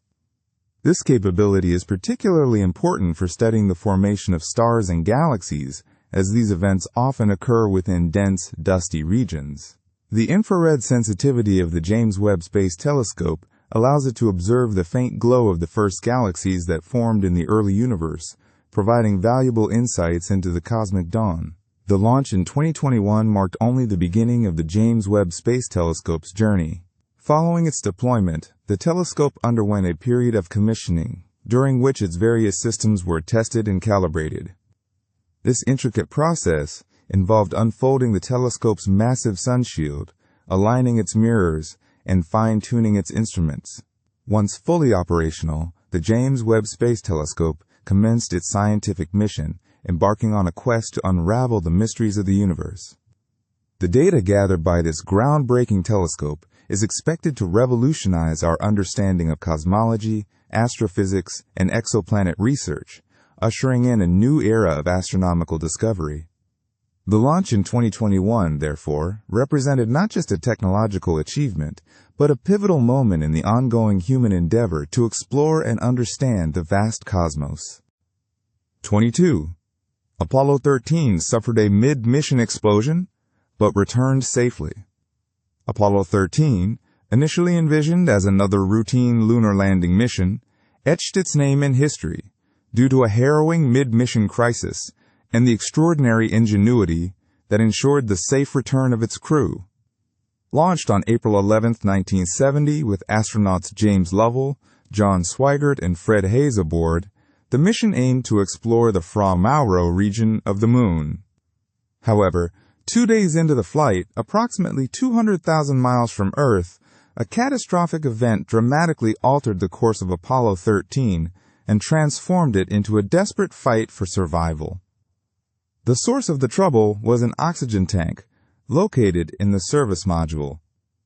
Due to a series of overlooked design flaws and procedural oversights, the tank contained faulty wiring and had not been properly de-iced after a previous test. This combination created a ticking time bomb. On April 13th, during a routine stir of the oxygen tanks, the faulty wiring sparked, igniting the highly pressurized oxygen. The resulting explosion ripped through the service module, causing a rapid loss of oxygen, electricity, and water, resources vital for the crew's survival.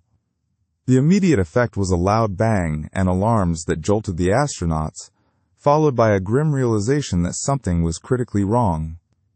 Lovell reported to Mission Control with the now famous words, "Houston, we've had a problem." The explosion severely damaged the service module, crippling the command module's primary life support systems. Without the service module's oxygen and power, the command module was effectively uninhabitable for the journey back to Earth. The crew was forced to shut down the command module to conserve its limited resources for the final re-entry. Their only refuge was a lunar module, designed to support 2 astronauts for a couple of days on the lunar surface. Now, it had to support 3 astronauts for several days in the cold vacuum of space.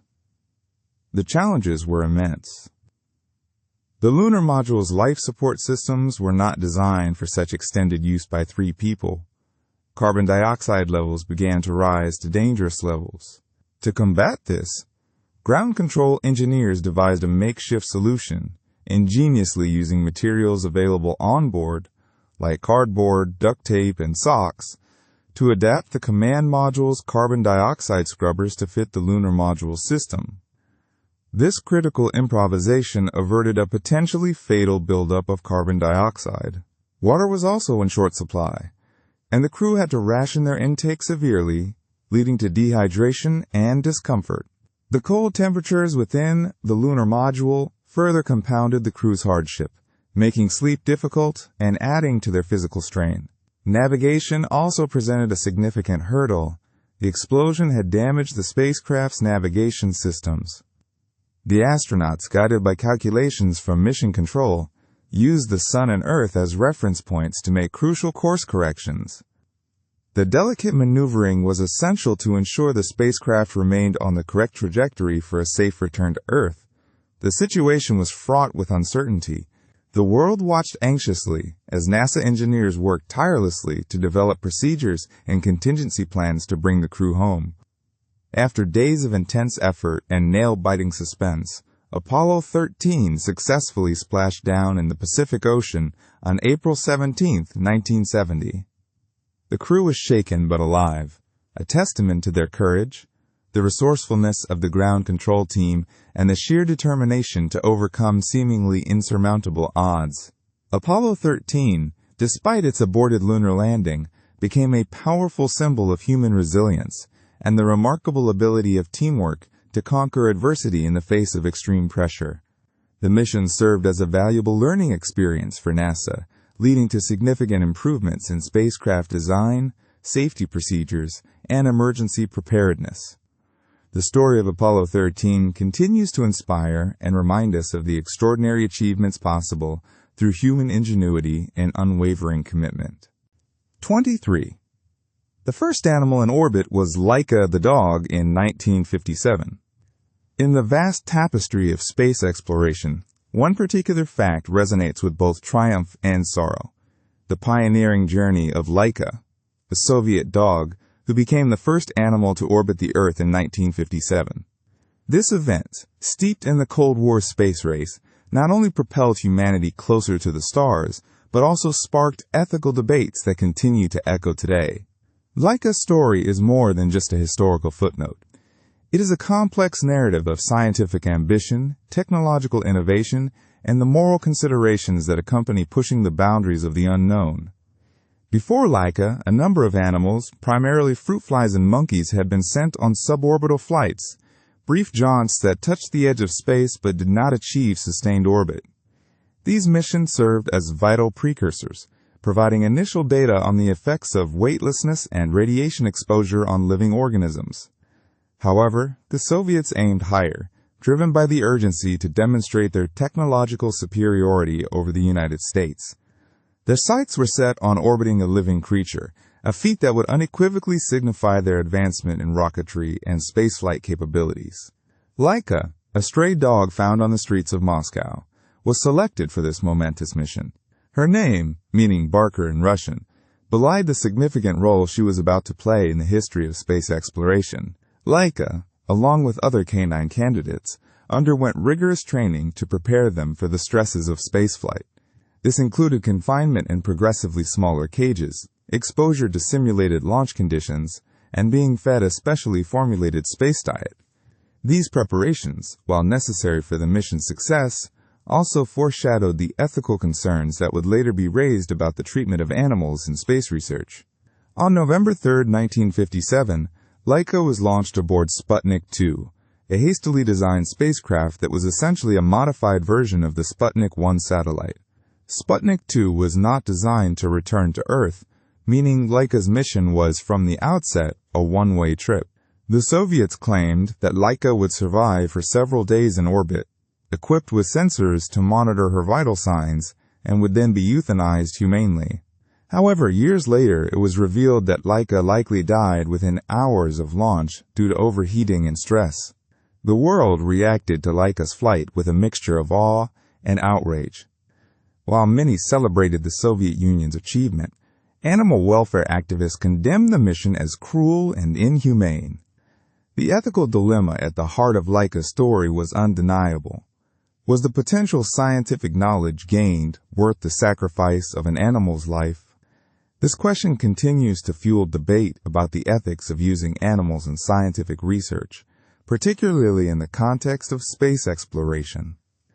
Despite the tragic circumstances of her death, Laika's contribution to space exploration was invaluable. The data collected from her flight provided crucial insights into how a living organism could withstand the harsh environment of space.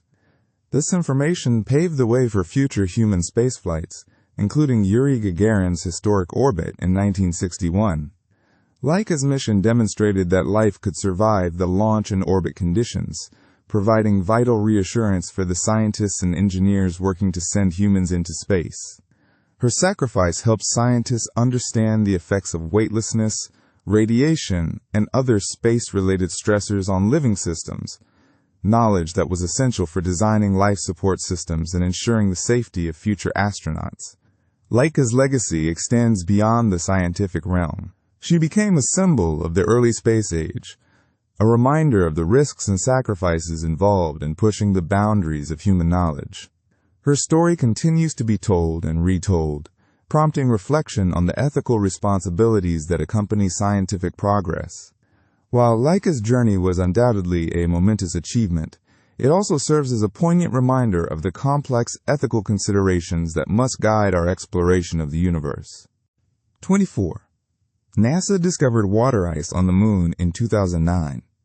In 2009, the National Aeronautics and Space Administration made a groundbreaking discovery: water ice on the Moon. This wasn't just a trace amount hidden in some remote crevice. It was a significant find that reshaped our understanding of the lunar landscape and opened up exciting possibilities for future space exploration. For centuries, the Moon was believed to be a completely dry and barren world, devoid of any water in any form. The idea of water on the Moon was relegated to the realm of science fiction, a fanciful notion far removed from scientific reality. However, a series of missions and experiments in the late 20th and early 21st centuries hinted at the potential for water, particularly in the permanently shadowed regions near the lunar poles. These areas, shielded from direct sunlight, experience extremely low temperatures, cold enough to trap and preserve water ice for billions of years. The official confirmation of lunar water ice came in 2009, primarily through two NASA missions, the Lunar Reconnaissance Orbiter and the Lunar Crater Observation and Sensing Satellite. The Lunar Reconnaissance Orbiter, still active today, is a robotic spacecraft mapping the Moon's surface in unprecedented detail. Its instruments, including the Lyman Alpha Mapping Project and the Miniature Radio Frequency Instrument, provided strong evidence for the presence of water ice by detecting hydrogen and analyzing the reflective properties of the lunar surface. The Lyman Alpha Mapping Project, for instance, uses ultraviolet light to identify areas with unusual hydrogen concentrations, a key indicator of water ice. The Lunar Crater Observation and Sensing Satellite, or LCROSS, took a more direct approach. It deliberately crashed a Centaur rocket stage into the permanently shadowed Cabeus crater near the Moon's south pole. The impact created a plume of debris that rose several miles above the lunar surface. The LCROSS spacecraft then flew through the plume, analyzing its composition before also impacting the Moon. The data collected from this dramatic experiment revealed the unmistakable presence of water ice, along with other interesting compounds. Scientists estimate that the Cabeus crater alone may contain a significant amount of water ice, potentially equivalent to billions of gallons. The discovery of water ice on the Moon has profound implications. First and foremost, it challenges our long-held assumptions about the lunar environment. It demonstrates that the Moon is not as dry and desolate as we once thought, and that it possesses resources that could be vital for future lunar missions. Water is essential for human survival, and transporting it from Earth to the Moon is prohibitively expensive.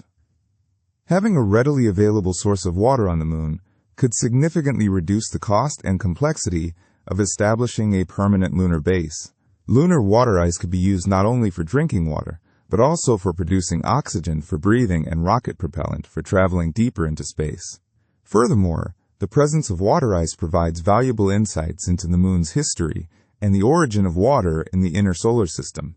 Scientists believe that the water ice may have been delivered to the Moon by comets and asteroids that collided with its surface billions of years ago. Analyzing the isotopic composition of the water ice can provide clues about the sources of these celestial bodies and the processes that shape the early solar system. The discovery of water ice on the Moon has ignited a new era of lunar exploration. Numerous space agencies and private companies are planning missions to further explore the lunar poles, map the distribution of water ice, and develop technologies for extracting and utilizing this valuable resource. The Moon is no longer just a stepping stone to Mars. It is a destination in its own right, offering a wealth of scientific discoveries and the potential to support human settlement beyond Earth. 25. Mariner 4 took the first close-up images of Mars in 1965. In 1965, Mariner 4 achieved a monumental feat in space exploration by capturing and transmitting the first close-up images of Mars, forever altering our understanding of the red planet.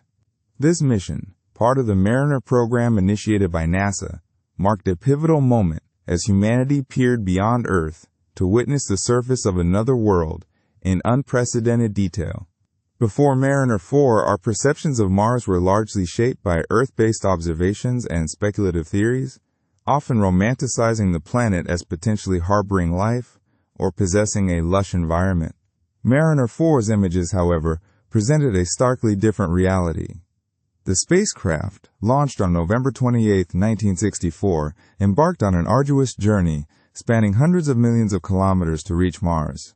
The anticipation surrounding its arrival was palpable as scientists and the public alike eagerly awaited the first glimpses of the Martian surface. On July 14, 1965, Mariner 4 swept past Mars at a distance of approximately 9,846 kilometers, executing its primary mission objective, to capture close-range photographs of the planet's surface. During its brief encounter, the spacecraft managed to snap 22 images, covering about 1% of the Martian surface. These images were then meticulously transmitted back to Earth, a process that took several days due to the limitations of communication technology at the time. The images revealed a heavily cratered surface, resembling that of the Moon, rather than the canals and vegetation imagined by some astronomers. This discovery shattered previous notions of a potentially habitable Mars with flowing water and abundant life. The Martian landscape appeared ancient and desolate, suggesting that the planet had undergone significant geological changes over billions of years. While the images did not definitively rule out the possibility of life on Mars, they did indicate that the planet was far less hospitable than previously thought. The scientific impact of Mariner 4's images was profound. They provided invaluable data about the Martian atmosphere, surface composition, and geological history. Scientists were able to analyze the craters, estimate their ages, and infer the processes that had shaped the Martian landscape. The images also revealed that Mars had a very thin atmosphere, composed primarily of carbon dioxide, and a surface pressure much lower than that of Earth. Furthermore, Mariner 4's measurements indicated that Mars did not have a global magnetic field, which raised questions about its internal structure and its ability to protect its surface from harmful solar radiation. Beyond the scientific discoveries, Mariner 4's mission had a significant cultural impact. The images captured the public's imagination and fueled further interest in space exploration. They demonstrated the power of technology to extend our reach beyond Earth and to unravel the mysteries of the universe. Mariner 4's success paved the way for future missions to Mars, including the Viking landers in the 1970s and the Mars rovers of the 21st century, which have continued to explore the planet in greater detail. The legacy of Mariner 4 endures as a testament to human ingenuity and our enduring quest to understand our place in the cosmos. It stands as a reminder that even the most seemingly barren landscapes can hold valuable secrets, waiting to be uncovered through scientific exploration. The mission sparked a new era of Martian exploration, one driven by data and a desire to learn more about our planetary neighbor. 26. NASA's New Horizons flew by Pluto in 2015. In 2015, NASA's New Horizons spacecraft accomplished a remarkable feat, conducting a flyby of Pluto, a dwarf planet residing in the distant reaches of our solar system. This event marked a pivotal moment in space exploration, providing humanity with unprecedented insights into a celestial body that was once considered the ninth planet. Prior to the New Horizons mission, Pluto remained an enigma, a blurry dot observed through powerful telescopes. Its surface features, composition, and geological activity were largely unknown, shrouded in mystery due to its immense distance and relatively small size. The journey to Pluto was arduous, spanning nearly a decade. New Horizons launched in 2006, embarking on a long and carefully calculated trajectory that would eventually bring it within close proximity to Pluto. The spacecraft had to navigate through the vastness of space, overcoming challenges such as extreme temperatures and the risk of collisions with space debris. During its flyby, New Horizons came within approximately 7,800 miles of Pluto's surface, allowing its onboard instruments to gather a wealth of data and capture stunning images. These images revealed a complex and surprisingly active world, defying prior expectations. One of the most striking discoveries was the presence of a large, heart-shaped feature on Pluto's surface, informally named Tombaugh Regio after Clyde Tombaugh, the astronomer who discovered Pluto in 1930. This region is composed of a vast, icy plain called Sputnik Planum, which is primarily made up of nitrogen ice. Scientists believe that Sputnik Planum is geologically young, indicating ongoing activity on Pluto. The New Horizons mission also revealed the presence of mountains, canyons, and other diverse geological features on Pluto. These features suggest that Pluto has experienced a complex history of geological processes, including tectonic activity and cryovolcanism, which involves the eruption of icy materials instead of molten rock. Furthermore, New Horizons provided valuable information about Pluto's atmosphere, which is composed primarily of nitrogen, methane, and carbon monoxide. The spacecraft's instruments measured the density, temperature, and composition of the atmosphere, revealing that it is surprisingly complex and dynamic. The mission also studied Pluto's moons, including its largest moon, Charon, and its smaller moons, Nix, Hydra, Kerberos, and Styx. These moons exhibit a variety of sizes, shapes, and surface features, providing further insights into the Pluto system's formation and evolution. The data collected by New Horizons has revolutionized our understanding of Pluto and the Kuiper Belt, a region of icy bodies beyond Neptune. It has shown that Pluto is a dynamic and geologically active world, challenging previous assumptions about the nature of dwarf planets. The mission's findings have also shed light on the formation and evolution of the solar system, providing valuable clues about the conditions that existed in the early solar system. The New Horizons mission serves as a testament to human ingenuity and our unyielding desire to explore the unknown. It has expanded our knowledge of the solar system and inspired future generations of scientists and explorers. The data collected during the Pluto flyby continues to be analyzed by scientists, and new discoveries are still being made. This mission has left an indelible mark on the history of space exploration, forever changing our perception of Pluto and the outer reaches of our solar system. 27. The Viking 1 lander was the first successful U.S. Mars landing in 1976. In the annals of space exploration, Space Fact 27 highlights a monumental achievement, the Viking 1 lander's successful landing on Mars in 1976, marking a pivotal moment for the United States in its quest to understand the Red Planet. This event wasn't just a technological triumph. It was a leap forward in our understanding of Mars and the possibilities it held. The Viking program, consisting of 2 orbiters and 2 landers, was an ambitious undertaking, aimed at not only capturing high-resolution images of the Martian surface, but also conducting experiments to search for signs of life. Viking 1 was the first of the pair to reach Mars, and its journey to the surface was a delicate and tense process. The spacecraft actually consisted of 2 main parts, an orbiter and a lander. While the orbiter mapped the Martian surface and relayed data back to Earth, the lander was designed to descend through the Martian atmosphere and touch down safely on the planet's surface.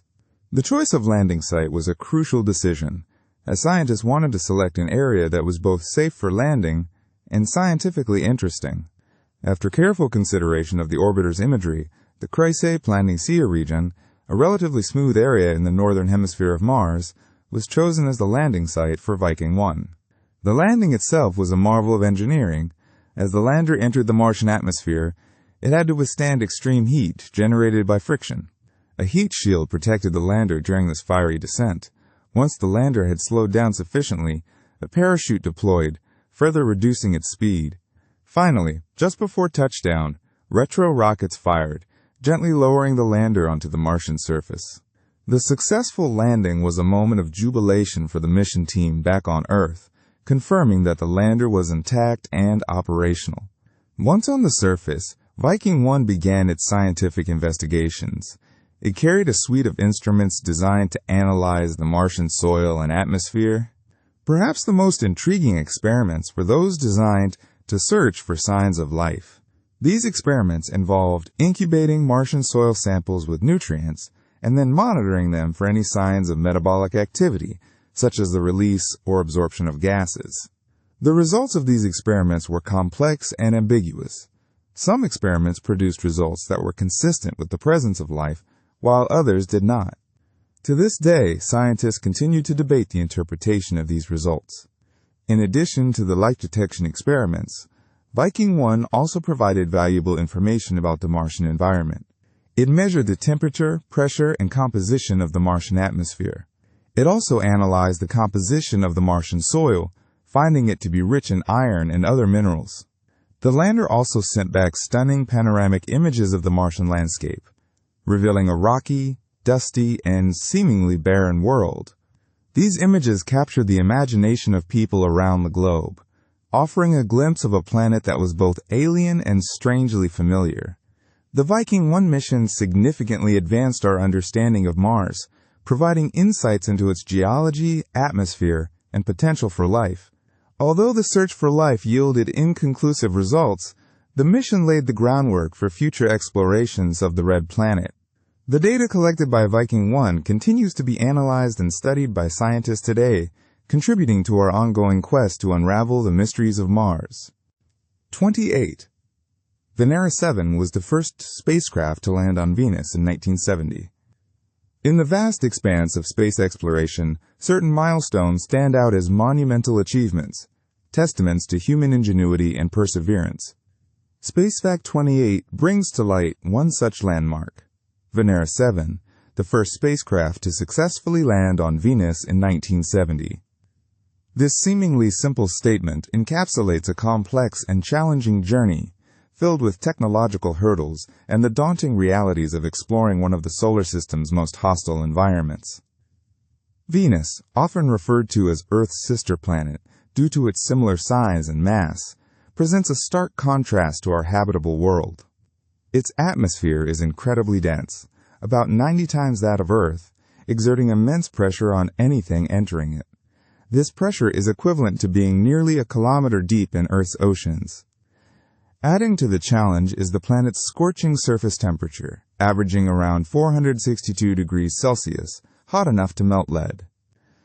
This extreme heat and pressure create an environment that is incredibly difficult for spacecraft to endure. The Soviet Union's Venera program, a series of probes designed to explore Venus, faced numerous setbacks and failures before achieving its historic success with Venera 7. Previous Venera missions had either been crushed by the immense atmospheric pressure or succumbed to the intense heat before reaching the surface. Each failure provided valuable lessons, leading to improvements in spacecraft design and materials. Venera 7 was built with resilience in mind. It featured a reinforced structure, designed to withstand the crushing pressure, and incorporated advanced heat shielding to protect its sensitive instruments from the extreme temperatures. Launched on August 17, 1970, Venera 7 embarked on its long journey to Venus. After several months of travel, the probe entered the Venusian atmosphere on December 15, 1970. As it descended, the spacecraft experienced intense deceleration forces and rising temperatures. The heat shield performed admirably, protecting the main body of the probe. A parachute was deployed to slow the descent, but it partially failed, causing the probe to hit the surface harder than anticipated. Despite the rough landing, Venera 7 managed to transmit data back to Earth for approximately 23 minutes. This short transmission was a triumph, providing the first direct measurements of Venus's surface temperature. The data confirmed the extreme heat and provided valuable insights into the planet's atmospheric composition. Although the probe ceased functioning shortly after, its brief transmission marked a pivotal moment in space exploration. The success of Venera 7 paved the way for future Venus missions. It demonstrated that it was possible to land on the planet and transmit data back to Earth, despite the harsh conditions. The data collected by Venera 7 and subsequent Venera missions revolutionized our understanding of Venus, revealing its unique characteristics and contrasting it with our own planet. These missions provided invaluable data on the planet's atmosphere, surface composition, and geological features, helping scientists to develop models of planetary formation and evolution. Venera 7's legacy extends beyond its scientific achievements. It stands as a symbol of human determination and our relentless pursuit of knowledge. It represents the culmination of years of dedicated work by engineers, scientists, and technicians who dared to venture into the unknown. This pioneering mission not only expanded our understanding of the solar system, but also inspired future generations of space explorers to push the boundaries of what is possible. It serves as a reminder that even the most challenging environments can be explored with ingenuity, perseverance, and a thirst for discovery. 29. Huygens probe landed on Titan in 2005. In the vast expanse of our solar system, Titan, Saturn's largest moon, holds a unique allure. Space Fact 29. The Huygens probe landed on Titan in 2005 encapsulates a pivotal moment in space exploration, a daring endeavor that peeled back the hazy veil surrounding this enigmatic world. The story begins with the Cassini-Huygens mission, a collaborative effort between NASA, the European Space Agency, and the Italian Space Agency. Launched in 1997, this ambitious project aimed to explore Saturn and its extensive moon system. Cassini, the orbiter, was designed for a long-term study of Saturn, its rings, and moons, while Huygens was specifically crafted for a one-time plunge into Titan's atmosphere. Titan, shrouded in a dense orange atmosphere primarily composed of nitrogen and methane, presented a significant challenge. Scientists suspected the presence of liquid hydrocarbons on its surface, making it a potentially unique environment in our solar system. Huygens, named after the Dutch astronomer Christian Huygens, who discovered Titan in 1655, was meticulously engineered to withstand the harsh conditions of Titan's atmosphere and transmit data back to Earth. The Huygens probe separated from the Cassini orbiter on December 25, 2004, embarking on a 3-week solo journey towards Titan. On January 14, 2005, it entered Titan's atmosphere at a staggering speed of approximately 13,000 miles per hour. A series of parachutes were deployed to slow the probe's descent, allowing its instruments to gather crucial data as it plummeted through the thick, hazy atmosphere. During its descent, HIRSA transmitted a wealth of information about the composition, temperature, pressure, and wind speeds of Titan's atmosphere. The probe's instruments also captured images, revealing layers of haze and cloud structures. As it approached the surface, Huygens' instruments detected evidence of liquid hydrocarbons, confirming long-held suspicions. The Huygens probe successfully landed on Titan's surface, marking the first and only time a spacecraft has landed on a moon in the outer solar system. The landing site was in a region called Adiri, a relatively bright area on Titan. The probe continued to transmit data for about 90 minutes after landing, powered by batteries that had been carefully designed to last for the duration of the descent and a short period on the surface. The images and data beamed back by Huygens provided unprecedented insights into Titan's surface. The landscape appeared to be a dark, frigid world sculpted by liquid methane rain and rivers. Rounded pebbles, likely composed of water ice coated with hydrocarbons, littered the surface. Channels carved by flowing liquid were also visible, suggesting an active hydrological cycle based on methane rather than water. The temperature on Titan's surface was a bone-chilling minus 179 degrees Celsius, far too cold for liquid water to exist. The Huygens mission revolutionized our understanding of Titan. It confirmed that Titan is a unique and dynamic world with an active atmosphere, a complex surface, and a hydrological cycle based on liquid hydrocarbons. The data gathered by Huygens continues to be studied and analyzed by scientists around the world, providing valuable insights into the formation and evolution of planetary bodies. It also offers clues about the conditions that may have existed on early Earth before life emerged. The landing of the Huygens probe on Titan in 2005 was a remarkable achievement, a testament to human ingenuity and a significant step forward in our exploration of the cosmos. 30. Galileo entered orbit around Jupiter in 1995. In 1995, a remarkable feat of engineering and scientific ambition unfolded as the Galileo spacecraft successfully entered orbit around Jupiter, the solar system's largest planet. This event, a pivotal moment in space exploration, marked the beginning of an extensive investigation into Jupiter's atmosphere, magnetosphere, and its diverse collection of moons. The Galileo mission was far more than just a flyby. It was a sustained and in-depth study that revolutionized our understanding of the Jovian system. The journey to this point was arduous, beginning with Galileo's launch from the Space Shuttle Atlantis in 1989. Its trajectory involved a complex series of gravitational assists, utilizing Venus and Earth to slingshot itself towards its ultimate destination. This ingenious maneuver saved vast amounts of fuel and shortened the overall travel time, a testament to the ingenuity of mission planners. The spacecraft itself was a marvel of technological innovation. Equipped with an array of sophisticated instruments, Galileo was designed to withstand the harsh radiation environment surrounding Jupiter and to collect data across a wide range of scientific disciplines. These instruments included cameras for capturing high-resolution images, spectrometers for analyzing the composition of Jupiter's atmosphere and the surfaces of its moons, and magnetometers for mapping the planet's powerful magnetic field. One of the most significant aspects of the Galileo mission was its atmospheric probe. Shortly before entering orbit, Galileo released a probe that plunged directly into Jupiter's atmosphere. This probe transmitted data for nearly an hour as it descended, providing unprecedented insights into the planet's temperature, pressure, wind speeds, and chemical composition. The probe's findings revealed a dynamic and turbulent atmosphere with complex cloud structures and unexpectedly high wind speeds. The orbiter's observations of Jupiter's moons were equally groundbreaking. Galileo provided strong evidence for the existence of subsurface oceans on Europa, Ganymede, and Callisto. By analyzing the magnetic fields and gravitational interactions of these moons, scientists were able to infer the presence of layers of saltwater beneath their icy crusts.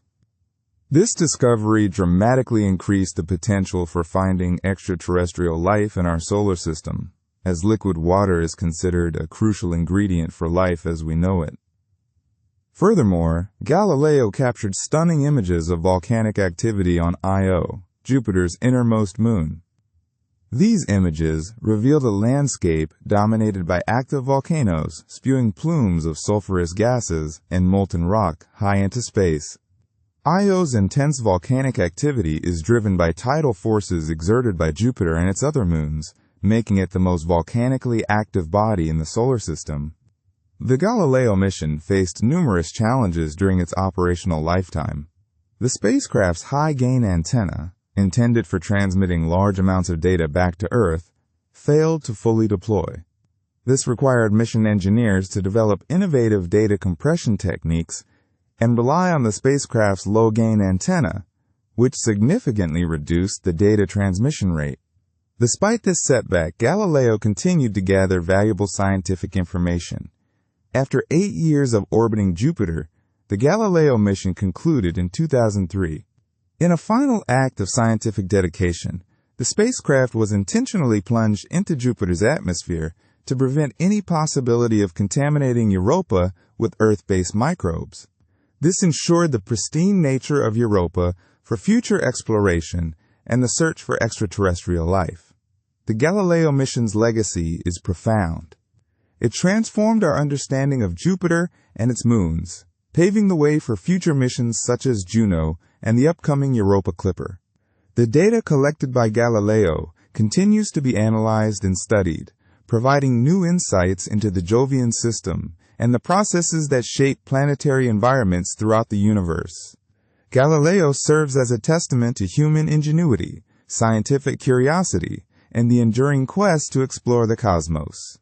31. Cassini orbited Saturn from 2004 to 2017. From 2004 to 2017, a robotic spacecraft named Cassini embarked on a remarkable journey around Saturn, forever changing our understanding of this ringed giant and its diverse family of moons. This period, spanning 13 years, was not just a fleeting visit. It was an extended exploration, a deep dive into the Saturnian system that yielded a treasure trove of scientific discoveries and breathtaking imagery. Cassini's mission was meticulously planned and executed, a testament to the ingenuity and dedication of the scientists and engineers who brought it to life. Cassini's arrival at Saturn in 2004 was a pivotal moment. After a 7-year voyage from Earth, the spacecraft gracefully maneuvered into orbit, initiating its long-term study of the planet, its rings, and its moons. The spacecraft was equipped with a suite of sophisticated instruments, each designed to probe different aspects of the Saturnian environment. Cameras captured stunning visuals, spectrometers analyzed the composition of the atmosphere and surfaces, and magnetometers measured the planet's magnetic field. One of Cassini's most significant contributions was its exploration of Saturn's rings. These iconic features, composed of countless particles of ice and rock, were revealed in unprecedented detail. Cassini's observations helped scientists understand the intricate dynamics of the rings, including the gravitational influence of small moonlets embedded within them. The spacecraft also discovered new rings and revealed the complex interactions between the rings and Saturn's magnetosphere. Beyond the rings, Cassini turned its attention to Saturn's moons, particularly Titan and Enceladus. Titan, Saturn's largest moon, is shrouded in a thick, hazy atmosphere. Cassini carried the Huygens probe, which was deployed to Titan's surface in 2005. Huygens became the first spacecraft to land on a moon in the outer solar system, sending back valuable data and images of Titan's unique landscape, which includes rivers and lakes of liquid methane and ethane. Enceladus, a smaller moon, also proved to be a captivating target for Cassini. The spacecraft discovered plumes of water ice and gas erupting from Enceladus's south polar region.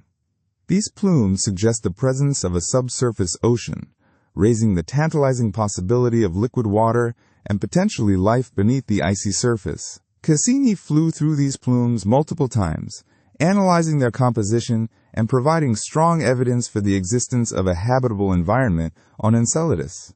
Throughout its 13-year mission, Cassini provided a wealth of data about Saturn's atmosphere, magnetic field, and internal structure. The spacecraft observed seasonal changes on Saturn, including massive storms that periodically erupt in the planet's atmosphere. Cassini also mapped Saturn's magnetic field, revealing its complexity and its interaction with the solar wind. As Cassini's mission drew to a close in 2017, the spacecraft was deliberately plunged into Saturn's atmosphere. This decision was made to prevent any possibility of contaminating Titan or Enceladus with Earth-based microbes, preserving the pristine nature of these potentially habitable worlds. Cassini's final act was a daring series of dives between Saturn and its rings, providing unprecedented views of the planet's atmosphere and magnetic field before its ultimate demise. The data collected during these final orbits continues to be analyzed by scientists, adding to the legacy of this extraordinary mission. Cassini's long and productive mission around Saturn has left an enduring mark on our understanding of the solar system and the potential for life beyond Earth. Its discoveries continue to inspire scientists and fuel the quest to explore the universe. 32. Opportunity rover explored Mars from 2004 to 2018. Opportunity, a Mars exploration rover, embarked on a groundbreaking journey across the Martian surface, traversing the rusty landscape from 2004 to 2018.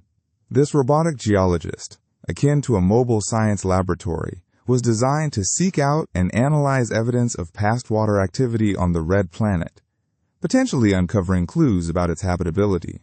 The mission, initially planned for a mere 90 Martian sols, or approximately 92 Earth days, remarkably exceeded expectations, transforming into a marathon exploration lasting nearly 15 years. Opportunity landed in a small impact crater named Eagle Crater on January 25, 2004, 3 weeks after its twin rover, Spirit, touched down on the opposite side of Mars. The landing site itself presented immediate intrigue. Scientists quickly identified hematite, a mineral that typically forms in the presence of water in the surrounding bedrock. This discovery fueled the mission's primary objective: to find more compelling evidence of a wetter, potentially more hospitable Mars in the distant past. The rover's instrument suite was instrumental in deciphering the geological history of Mars. Opportunity was equipped with a panoramic camera to capture detailed images of the Martian terrain, a miniature thermal emission spectrometer to identify rock and soil compositions from a distance, and a rock abrasion tool to grind away surface layers and expose fresh material for analysis.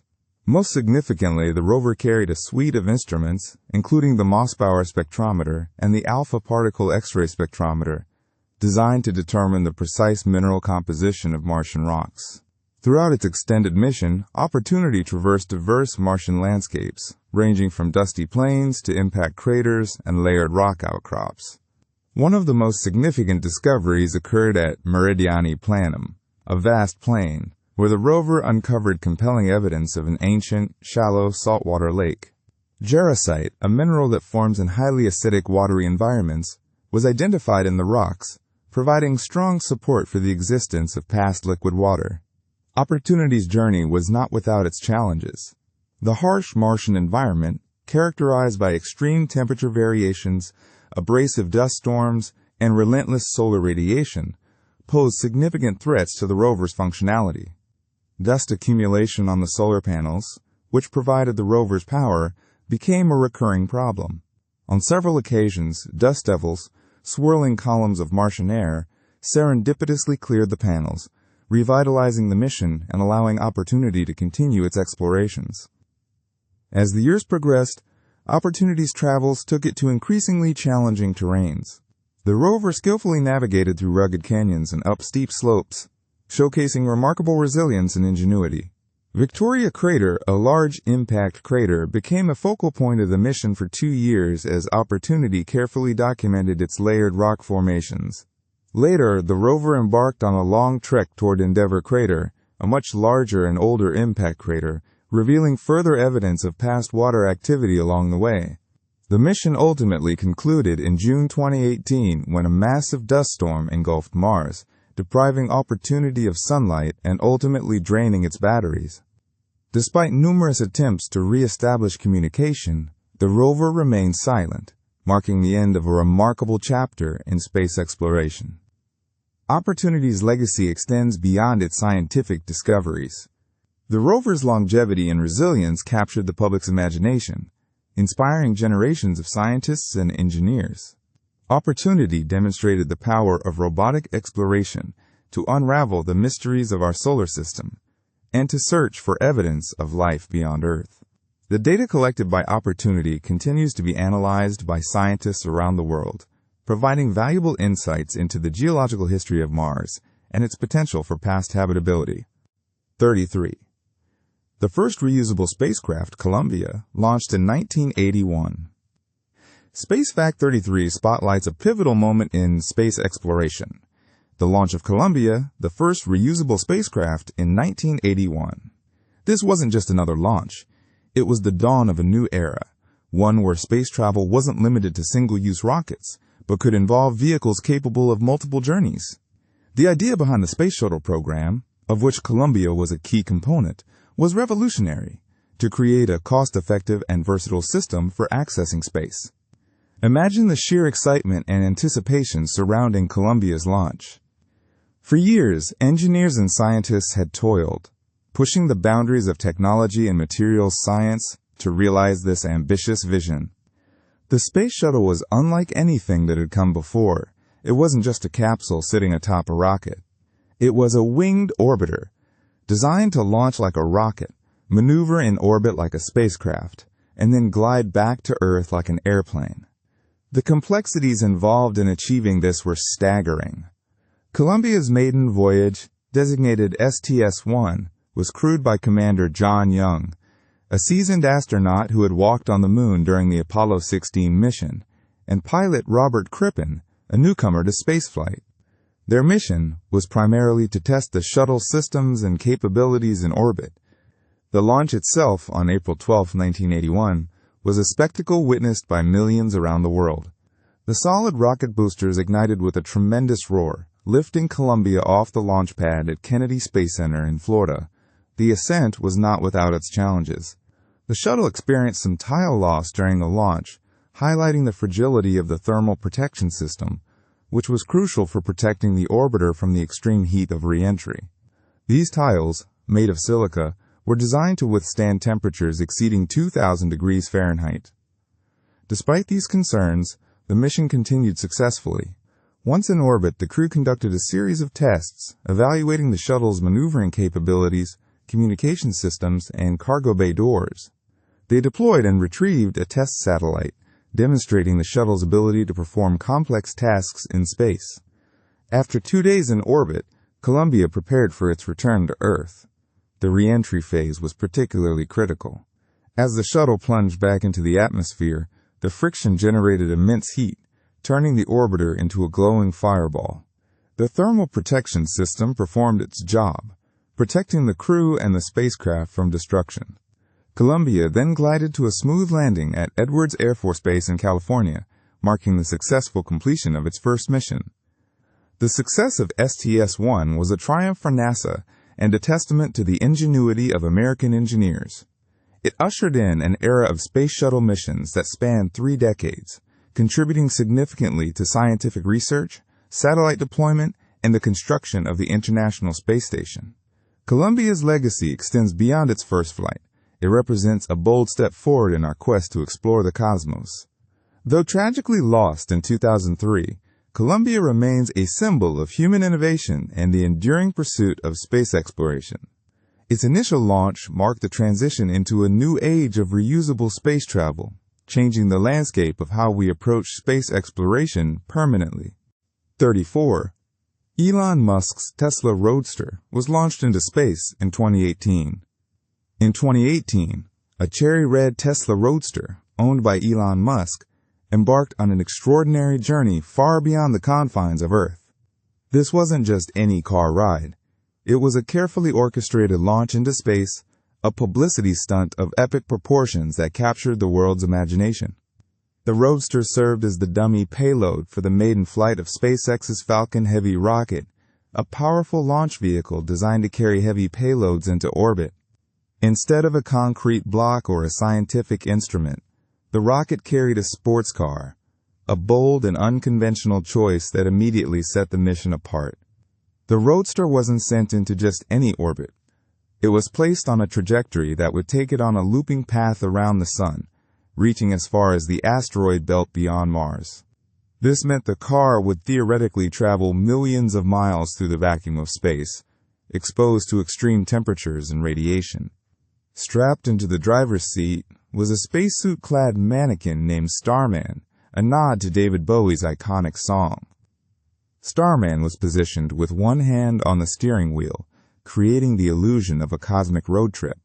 Adding to the quirky nature of the mission, a plaque was mounted on the rocket, bearing the names of thousands of SpaceX employees. This served as a permanent reminder of the team that made this ambitious project a reality. The dashboard screen of the Roadster displayed the message, "Don't Panic," a reference to Douglas Adams's The Hitchhiker's Guide to the Galaxy, adding a touch of humor and geek culture to the endeavor.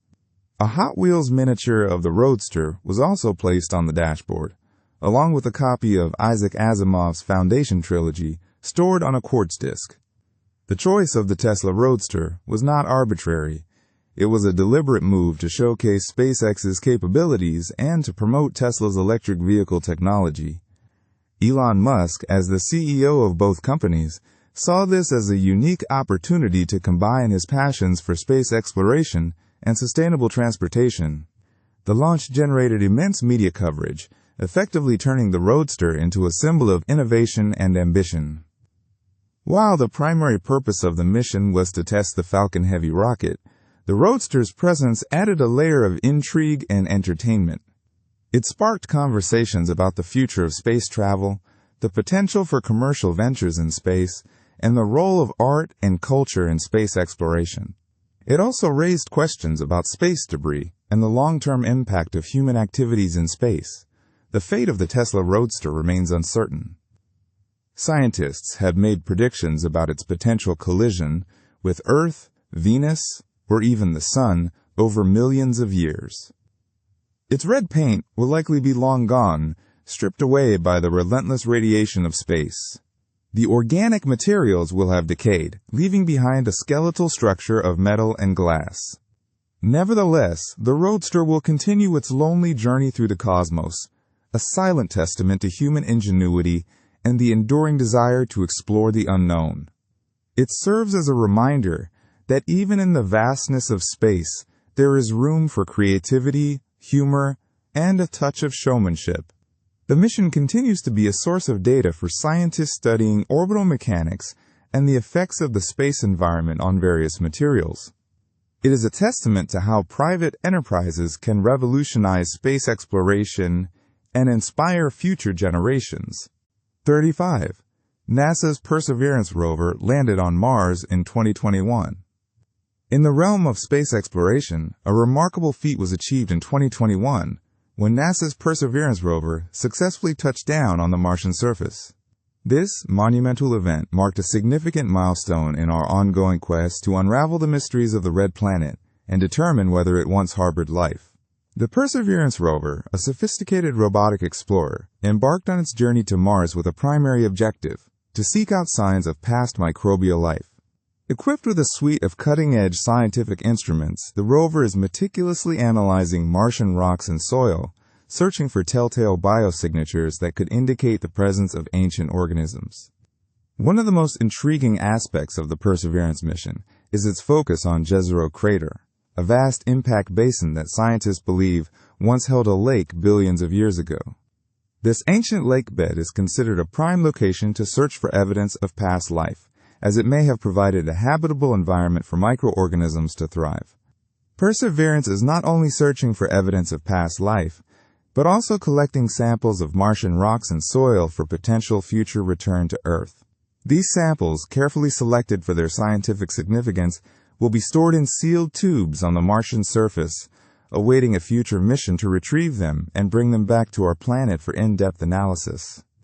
The prospect of studying Martian samples in terrestrial laboratories is incredibly exciting, as it would provide scientists with access to a wealth of data that could revolutionize our understanding of Mars and its potential for habitability.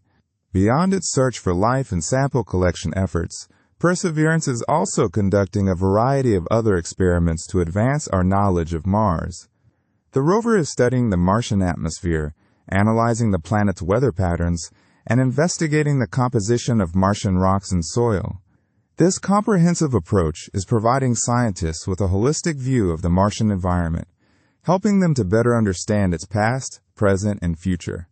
A notable companion to Perseverance on its Martian expedition is Ingenuity, a small helicopter that has become the first aircraft to fly on another planet.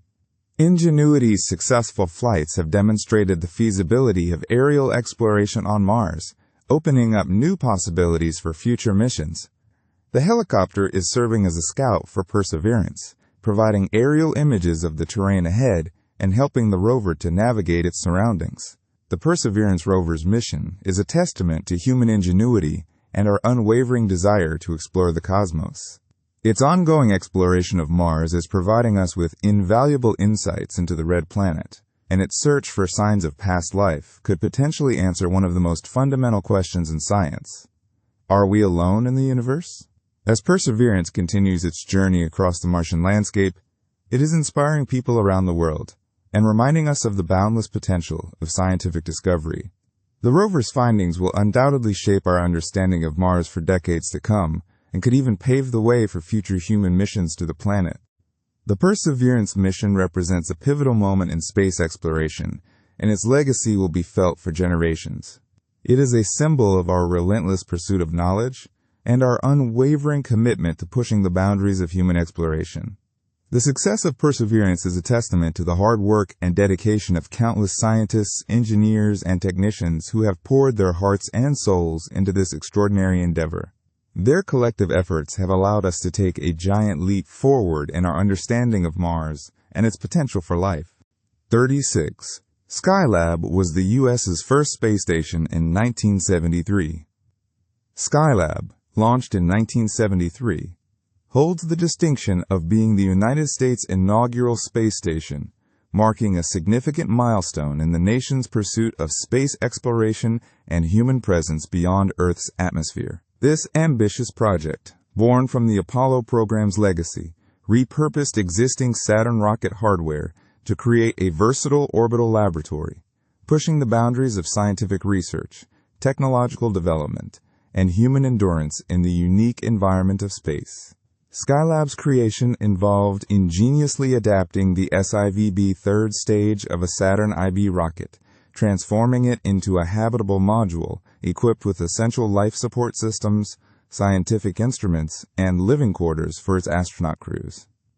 This innovative approach not only reduced costs, but also demonstrated the potential for utilizing existing space infrastructure for future endeavors. The Skylab space station was not merely a vessel for observation. It was a fully equipped laboratory designed to conduct a wide array of experiments across diverse scientific disciplines. Astronauts aboard Skylab performed groundbreaking research in areas such as solar astronomy, Earth observation, materials science, and human physiology. Solar telescopes mounted on Skylab's Apollo telescope mount provided unprecedented views of the sun's corona and solar flares, contributing significantly to our understanding of solar activity and its impact on Earth. Earth observation experiments involve the use of multispectral scanners and cameras to monitor Earth's resources, vegetation, and geological features, laying the foundation for future remote sensing technologies. Material science experiments explored the behavior of metals, alloys, and other materials in the microgravity environment, revealing insights into their properties and potential applications in space manufacturing. Furthermore, Skylab served as a crucial platform for studying the physiological effects of prolonged spaceflight on the human body, providing invaluable data on bone density loss, muscle atrophy, and cardiovascular changes, which were essential for planning future long-duration missions. Skylab hosted 3 separate astronaut crews, each embarking on extended missions to conduct experiments, perform maintenance, and push the limits of human adaptation to space. The first crew, Skylab 2, launched in May 1973, faced a daunting challenge upon arrival. The station had suffered damage during its initial launch, losing a solar panel and experiencing overheating due to a missing micrometeoroid shield. Undeterred, the crew successfully deployed a makeshift sunshade and repaired the damaged solar panel, demonstrating their ingenuity and problem-solving skills in the face of adversity. Subsequent crews, Skylab 3 and Skylab 4, continued the scientific research program, collecting vast amounts of data and accumulating valuable experience in long-duration spaceflight. These missions not only contributed significantly to scientific knowledge, but also paved the way for future space stations like the International Space Station. Despite its scientific achievements and contributions to space exploration, Skylab's mission was relatively short-lived. After the final Skylab crew returned to Earth in February 1974, the station was placed in a dormant state. Due to unexpected increases in solar activity, Earth's atmosphere expanded, increasing drag on Skylab and causing its orbit to decay faster than predicted. In 1979, Skylab re-entered Earth's atmosphere, breaking up and scattering debris over the Indian Ocean and sparsely populated areas of Western Australia. While the re-entry was largely uncontrolled, no injuries or significant damage were reported. Skylab's legacy endures as a testament to human ingenuity, scientific curiosity, and the pursuit of knowledge beyond Earth's confines. It demonstrated the feasibility of long-duration human spaceflight and laid the groundwork for future space stations that continue to push the boundaries of exploration and discovery. 37. China's Tianwen-1 mission landed on Mars in 2021. In the grand tapestry of space exploration, one thread shines brightly, woven with ambition and innovation. China's Tianwen-1 mission. SpaceFact 37 reveals that this groundbreaking endeavor successfully landed on Mars in 2021, marking a significant milestone in humanity's quest to unravel the mysteries of the red planet. But the bare fact alone fails to capture the magnitude and nuances of this achievement, so let's embark on a journey to explore the captivating details surrounding this spacefaring feat. TIANWEN-1, meaning Quest for Heavenly Truth, was not simply a landing. It was a comprehensive mission, encompassing an orbiter, a lander, and a rover named Zhurong, after a mythical Chinese fire god.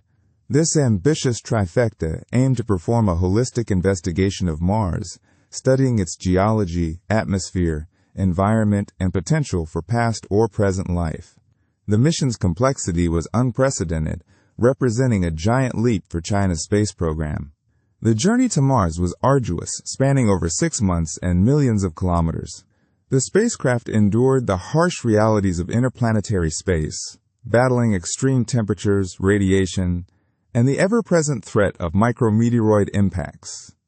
Upon reaching Martian orbit in February 2021, TIANWEN-1 embarked on a meticulous reconnaissance phase, mapping the planet's surface and identifying a suitable landing site within Utopia Planitia, a vast plain in the northern hemisphere. The landing itself was a nail-biting sequence, fraught with peril. The lander, encased within a protective capsule, plunged into the Martian atmosphere at a blistering speed. Friction with the air generated intense heat, necessitating a robust heat shield to protect the delicate instruments within. As the lander descended, a parachute deployed to slow its descent further. Finally, retro-rockets ignited, gently guiding the lander to a soft touchdown on the Martian surface. This complex maneuver, often referred to as the 7 minutes of terror, demanded flawless execution, as a single misstep could spell disaster.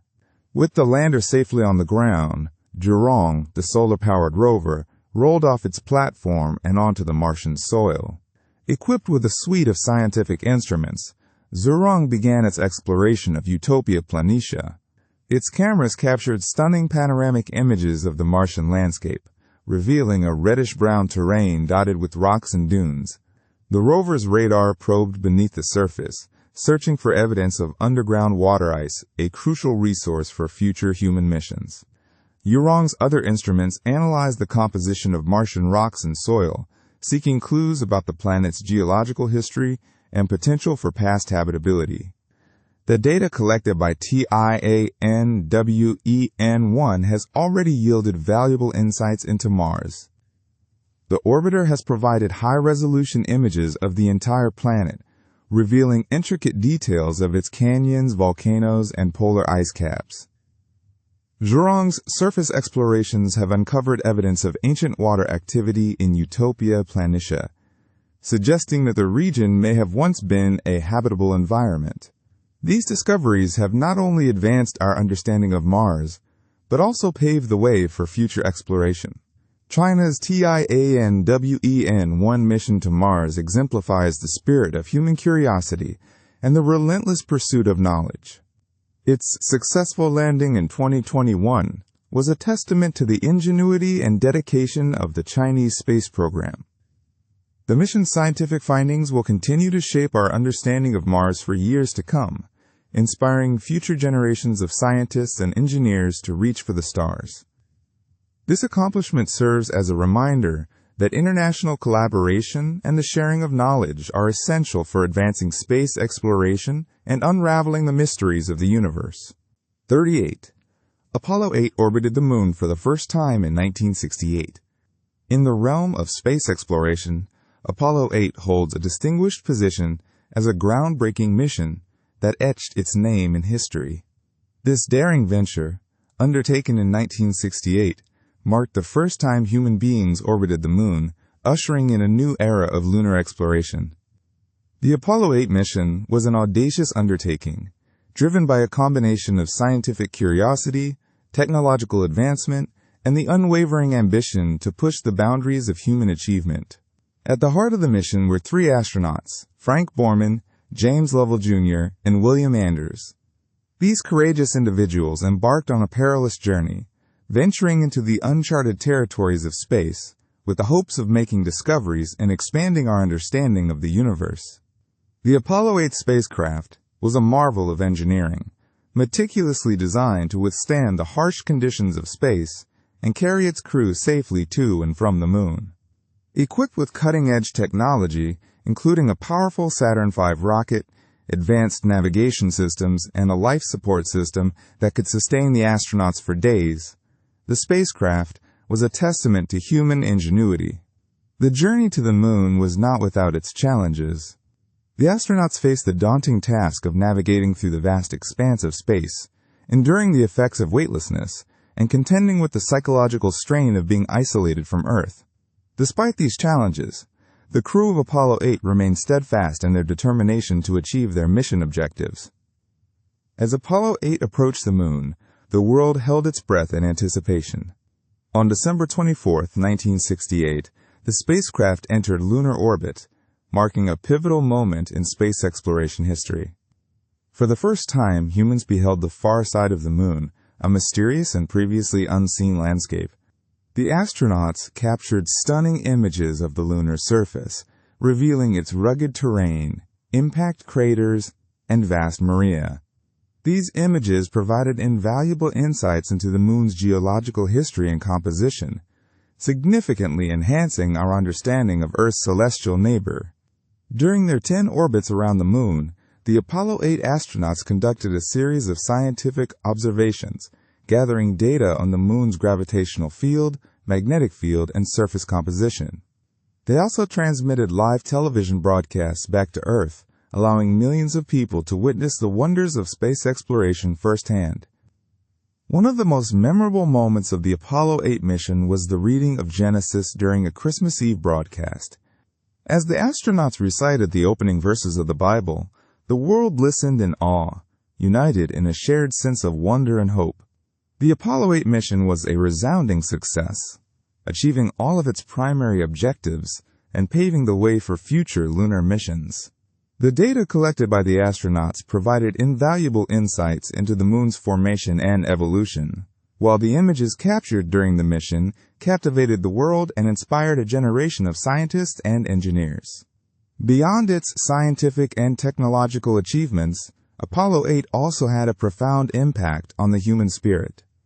The mission demonstrated the boundless potential of human ingenuity, the power of international cooperation, and the enduring quest for knowledge that drives us to explore the unknown. Apollo 8 stands as a shining example of what humanity can achieve when we dare to dream big and push the boundaries of what is possible. It serves as a reminder that the spirit of exploration is alive and well, and that the quest to understand our place in the universe will continue to inspire generations to come. 39. The Kepler Space Telescope was launched in 2009 to search for exoplanets. SpaceVac 39 highlights a pivotal moment in our quest to understand the universe beyond our solar system, the launch of the Kepler Space Telescope in 2009. This wasn't just another satellite being sent into orbit. It was the deployment of a highly specialized observatory designed with a single, ambitious goal: to hunt for exoplanets. Exoplanets, planets orbiting stars other than our Sun, were largely theoretical constructs before Kepler. Scientists suspected they existed, but definitive proof remained elusive. Kepler's mission was to provide that proof and, in doing so, revolutionize our understanding of planetary systems and the potential for life beyond Earth. The brilliance of Kepler lay in its observational strategy. It didn't attempt to directly image these distant worlds, a task incredibly difficult given the vast distances and the overwhelming brightness of their host stars. Instead, Kepler employed the transit method. Imagine a tiny insect crawling across a bright spotlight. The insect wouldn't block much light, but it would cause a slight dimming. Kepler meticulously monitored the brightness of over 150,000 stars in a fixed patch of the sky in the constellations Cygnus and Lyra. When a planet passed in front of its star, as seen from Kepler's vantage point, it would cause a minuscule but measurable dip in the star's light. By carefully analyzing these light curves, scientists could infer the existence of exoplanets, determine their size, and estimate their orbital period. The selection of the Cygnus and Lyra region was not arbitrary. This area of the sky is rich in stars, allowing Kepler to maximize its chances of detecting transiting planets. Moreover, this region remains visible to Kepler throughout its mission, ensuring continuous and consistent data collection. The telescope itself was a marvel of engineering, equipped with a highly sensitive photometer capable of detecting incredibly small changes in stellar brightness. The precision required was staggering. Imagine being able to detect the dimming caused by a fly crawling across a car headlight from hundreds of miles away. Kepler's findings were transformative. Before its launch, only a few hundred exoplanets had been confirmed. Kepler discovered thousands, proving that planets are common throughout the galaxy, not rare anomalies.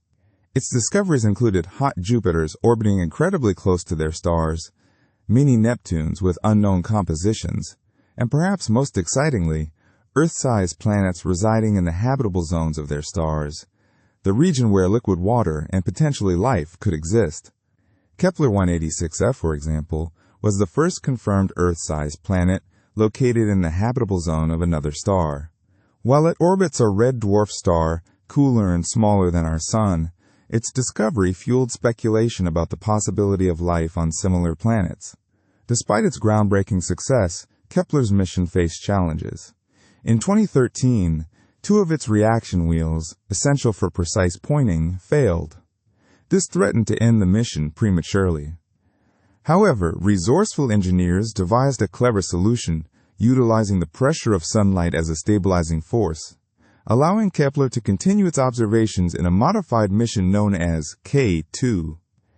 K2 observed different regions of the sky, expanding Kepler's reach and discovering even more exoplanets.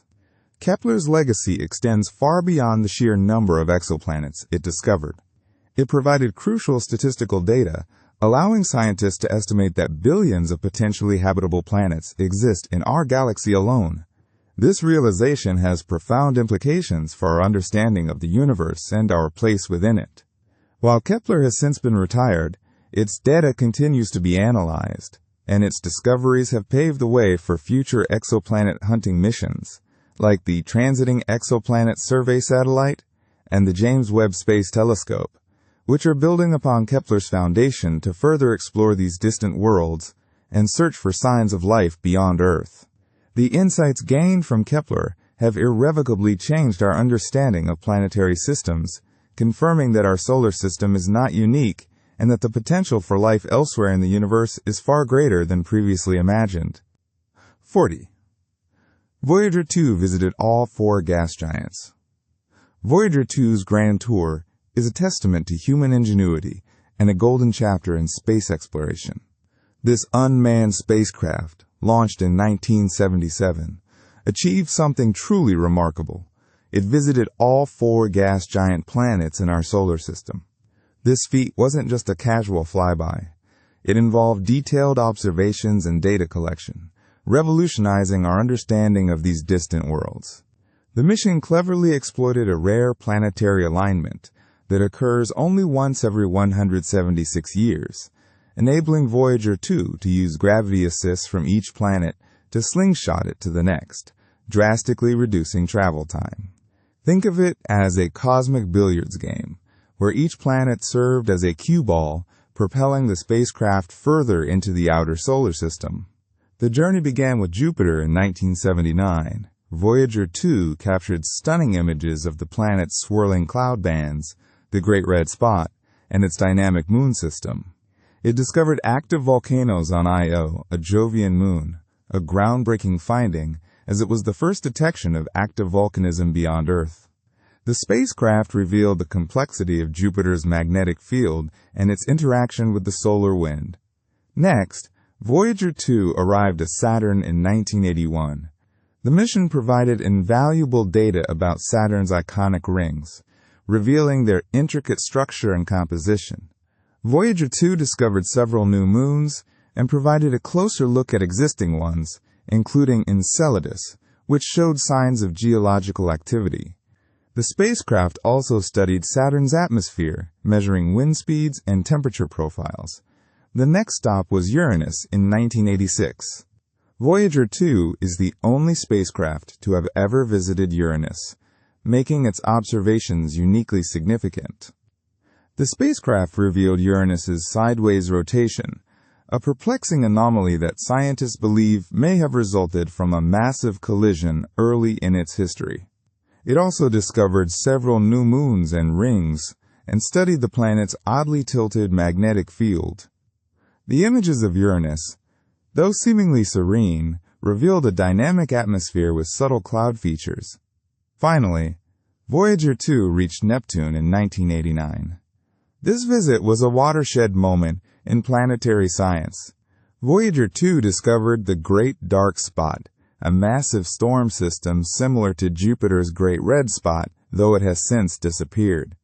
The spacecraft also discovered several new moons, including Triton, which exhibits cryovolcanism, erupting plumes of nitrogen gas and dust. Voyager 2's observations of Neptune's rings reveal their clumpy structure and the presence of shepherd moons that help confine the ring particles. The mission also provided valuable data about Neptune's strong winds, some of the fastest in the solar system. The information gathered by Voyager 2 has been instrumental in shaping our understanding of the outer solar system. The data continues to be analyzed and interpreted by scientists today, decades after the flybys.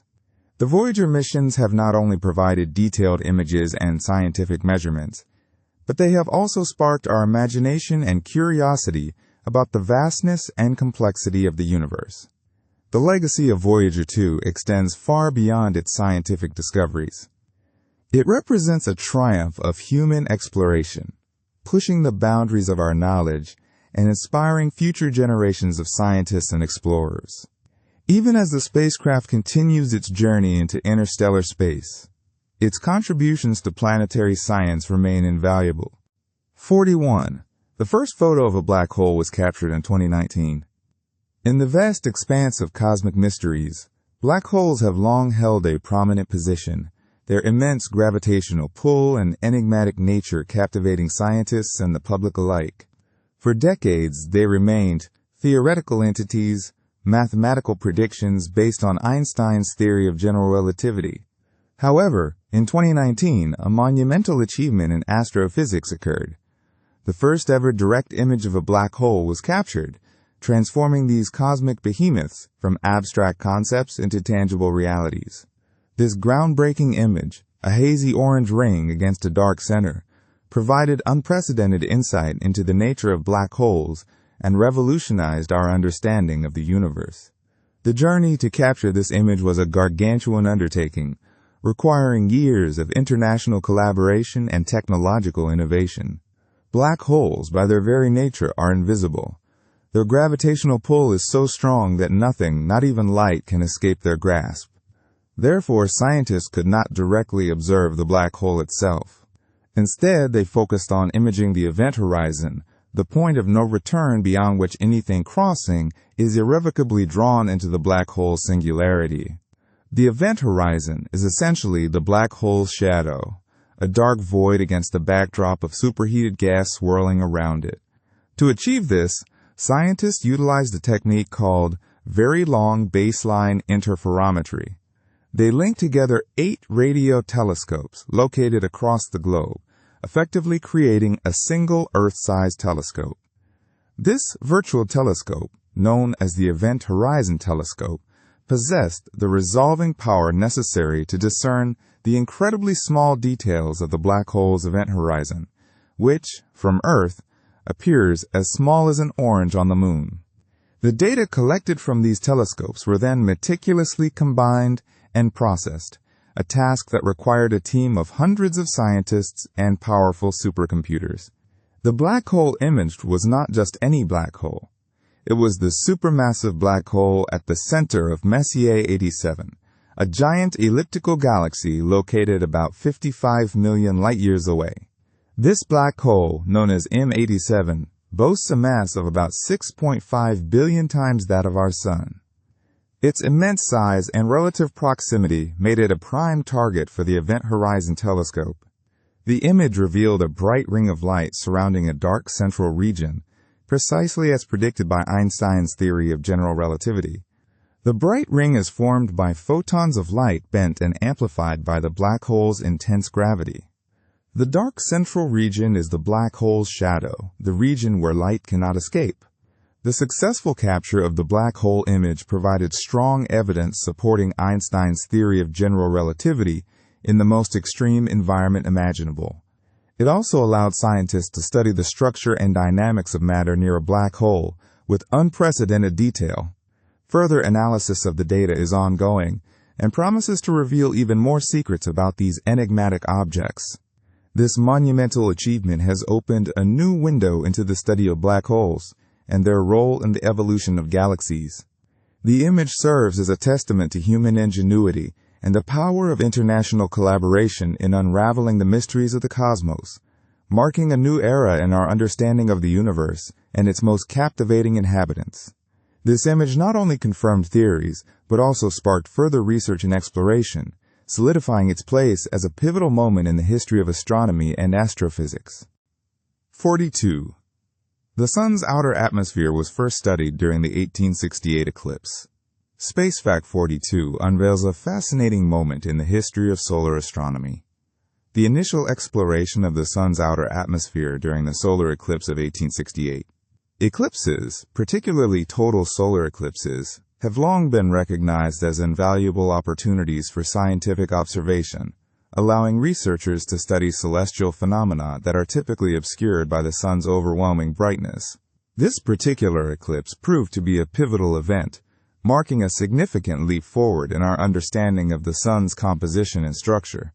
Before the 1868 eclipse, knowledge about the sun was primarily limited to its visible surface, the photosphere, the corona, the outermost layer of the sun's atmosphere, and the chromosphere, a reddish layer just above the photosphere, were extremely difficult to observe directly due to the intense glare of the sun. Only during the brief moments of a total solar eclipse, when the moon completely blocks the photosphere, do these outer layers become visible to the naked eye and accessible for scientific investigation. The 1868 eclipse, which was visible across a wide swath of Asia, presented astronomers with an unprecedented opportunity. Equipped with newly developed spectroscopic instruments, scientists set out to analyze the light emitted by the corona and chromosphere. Spectroscopy is a technique that separates light into its constituent wavelengths, creating a spectrum that acts as a fingerprint for the elements present in the light source. By analyzing the spectral lines, astronomers can identify the chemical composition of distant objects, even stars like the sun. During the eclipse, several astronomers independently observed a bright yellow spectral line that did not correspond to any known element on Earth. This mysterious line was initially attributed to a new element, which was subsequently named helium, derived from the Greek word helios, meaning sun. This discovery marked the first time an element was identified on another celestial body before being found on Earth. It wasn't until 1895 that helium was finally isolated in a terrestrial laboratory. The 1868 eclipse also provided valuable data about the structure and dynamics of the sun's outer atmosphere. Observations of the corona revealed its complex and irregular shape, characterized by streamers and plumes that extended far into space. These features were later understood to be influenced by the sun's magnetic field. Furthermore, spectroscopic measurements of the chromosphere revealed the presence of hydrogen and other elements, providing insights into the temperature and density of this region. The success of the 1868 eclipse expedition spurred further research into solar physics. Astronomers began to develop new techniques for observing the sun's outer atmosphere, even without the need for an eclipse. Instruments like coronagraphs, which artificially create an eclipse by blocking the sun's disk, allowed for continuous observation of the corona. These advances, combined with the knowledge gained from subsequent eclipse observations, significantly enhanced our understanding of the sun's behavior and its influence on the solar system. The study of the sun's outer atmosphere continues to be a vital area of research in modern astrophysics. Space-based observatories, such as the Solar and Heliospheric Observatory SOHO and the Solar Dynamics Observatory SDO, provide continuous and detailed images and spectra of the corona and chromosphere. These observations have revolutionized our understanding of solar flares, coronal mass ejections, and the solar wind, all of which have significant impacts on Earth's magnetosphere and space weather. The legacy of the 1868 eclipse lives on, as it laid the foundation for the sophisticated techniques and instruments used today to study our star and its dynamic atmosphere. 43. The Pioneer 10 spacecraft flew past Jupiter in 1973. In 1973, a remarkable feat of engineering and scientific ambition unfolded as the Pioneer 10 spacecraft embarked on a groundbreaking journey to explore the outer reaches of our solar system. Its most significant milestone occurred that year when it became the first human-made object to traverse the asteroid belt and successfully fly past Jupiter, the solar system's largest planet. This event not only expanded our understanding of Jupiter and its environment, but also paved the way for future deep space missions. Pioneer 10 was launched on March 2, 1972, from Cape Canaveral, Florida, with the primary objective of studying the asteroid belt, the Jovian environment, and the solar wind. The spacecraft was equipped with a suite of scientific instruments designed to collect data on magnetic fields, charged particles, cosmic rays, and interplanetary dust. Its pioneering journey through the asteroid belt, a region previously thought to be hazardous to spacecraft, proved that safe passage was possible, opening the door for subsequent missions to explore the outer solar system. The encounter with Jupiter in December 1973 was the highlight of Pioneer 10's mission. As the spacecraft approached the giant planet, it began to send back unprecedented images and data. These observations revealed Jupiter's dynamic atmosphere, characterized by colorful bands, swirling storms, and the iconic Great Red Spot, a persistent anticyclonic storm larger than Earth. Pioneer 10 also measured Jupiter's intense magnetic field, which is much stronger than Earth's, and its radiation belts, which pose a significant hazard to spacecraft. One of the most intriguing discoveries made by Pioneer 10 during its Jupiter flyby was the confirmation of the planet's primarily liquid metallic hydrogen interior. This exotic state of matter exists under extreme pressure and temperature conditions deep within Jupiter, and its presence helps to explain the planet's powerful magnetic field. This spacecraft also provided valuable information about Jupiter's moons, including their sizes, masses, and surface features. The data collected by Pioneer 10 revolutionized our understanding of Jupiter and its place in the solar system. It helped scientists refine their models of planetary formation and evolution, and provided new insights into the processes that shape the atmospheres and interiors of gas giants. The mission's success also demonstrated the feasibility of using gravity assist maneuvers to accelerate spacecraft and alter their trajectories, a technique that has since become a standard practice in deep space exploration. Beyond its scientific achievements, Pioneer 10 also carried a symbolic message to any potential extraterrestrial civilizations that might encounter the spacecraft in the distant future. Attached to the spacecraft was a gold anodized aluminum plaque depicting a nude man and woman, along with diagrams illustrating the spacecraft's origin and the location of Earth in the galaxy. This message, designed by Carl Sagan and Frank Drake, was intended to convey a basic understanding of humanity and its place in the cosmos. Although Pioneer 10's mission officially ended in 1997, the spacecraft continued to transmit data until 2003, when its signal became too weak to be detected. Today, Pioneer 10 is drifting silently through interstellar space, carrying its message of humanity to the stars. Its legacy as a pioneering explorer of the outer solar system remains secure, and its contributions to our understanding of Jupiter and the solar system continue to inspire scientists and engineers today. The mission's daring journey past Jupiter not only expanded our knowledge, but also fueled our curiosity about the vast and wondrous universe that surrounds us. 44. The ISS reached its full length of 109 meters in the 2010s. SpaceFact 44 unveils the remarkable story of the International Space Station attaining its full, sprawling length of 109 meters sometime in the 2010s. This seemingly simple statement encapsulates years of international cooperation, groundbreaking engineering, and relentless dedication, reflecting humanity's ambition to establish a permanent foothold in the vast expanse beyond our planet. Think of the International Space Station, not as a singular entity, but as a colossal Lego set meticulously assembled piece by piece in the unforgiving vacuum of space. Each module, a testament to the ingenuity and expertise of various nations, was carefully designed, constructed, and launched into orbit, embarking on a journey to become an integral part of this orbiting laboratory. The process was far from instantaneous. It was a gradual unfolding, a carefully choreographed dance between robotic arms, spacewalking astronauts, and ground control teams working in perfect harmony. This expansion wasn't just about adding more modules for living and research. It was about expanding the scientific capabilities of the station, enabling deeper investigations into the effects of microgravity on the human body, the intricacies of materials, science, and the mysteries of the universe itself. Consider the sheer logistical complexity of this undertaking. Every component, from the smallest screw to the largest module, had to be meticulously planned and accounted for. Weight, size, and compatibility were paramount considerations, as each piece had to fit seamlessly into the existing structure.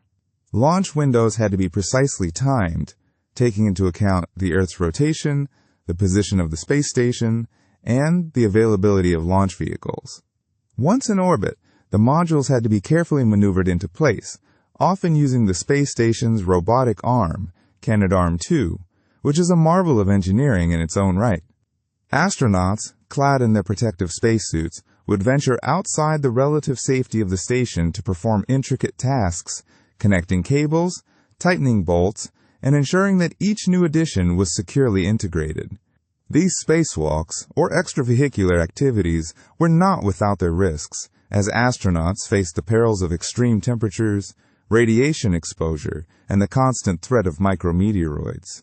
The gradual expansion of the International Space Station also reflects the evolving nature of international collaboration in space exploration. What began as a partnership primarily between the United States and Russia blossomed to include contributions from Canada, Japan, and the European Space Agency, among others. Each participating nation brought its own unique expertise and technological capabilities to the table, pooling resources and sharing knowledge to achieve a common goal. This collaborative spirit not only facilitated the construction of the space station, but also fostered a sense of shared purpose and mutual understanding among nations, demonstrating the power of international cooperation to overcome challenges that transcend national borders. The accomplishment of reaching its full length of 109 meters sometime in the 2010s symbolizes more than just a physical milestone. It represents the culmination of decades of planning, design, and construction, a testament to human ingenuity and international collaboration. It is a reminder that even the most ambitious dreams can be realized through perseverance, dedication, and a shared vision of exploring the unknown. The ISS stands as a beacon of scientific discovery, technological innovation, and international partnership, orbiting high above us, a shining example of what humanity can achieve when we work together towards a common goal. 45. NASA launched the Parker Solar Probe in 2018. In 2018, NASA embarked on a groundbreaking mission, launching the Parker Solar Probe, a spacecraft designed to study the Sun closer than any other human-made object in history. This endeavor is not merely about approaching our star. It's a deep dive into understanding the fundamental physics that govern our solar system and the stars throughout the universe. The Parker Solar Probe's journey is a testament to human ingenuity and our relentless pursuit of knowledge, pushing the boundaries of what's technically possible.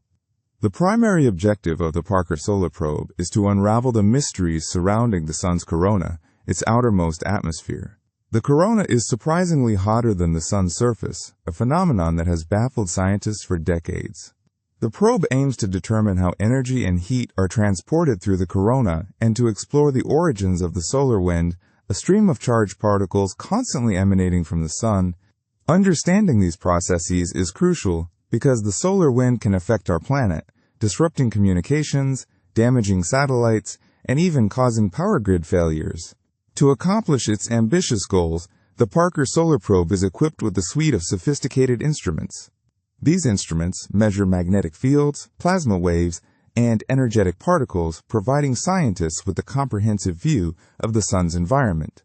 The spacecraft also carries a revolutionary thermal protection system, a heat shield that can withstand temperatures up to 1,377 degrees Celsius. This shield is essential for protecting the probe from the intense heat and radiation near the Sun. The spacecraft follows a highly elliptical orbit around the Sun, gradually decreasing its distance with each pass. It utilizes gravity assist from Venus to tighten its orbit, bringing it closer and closer to the Sun's surface. During its closest approaches, the Parker Solar Probe will be within 6.16 million kilometers of the Sun's surface, venturing into regions never before explored by spacecraft.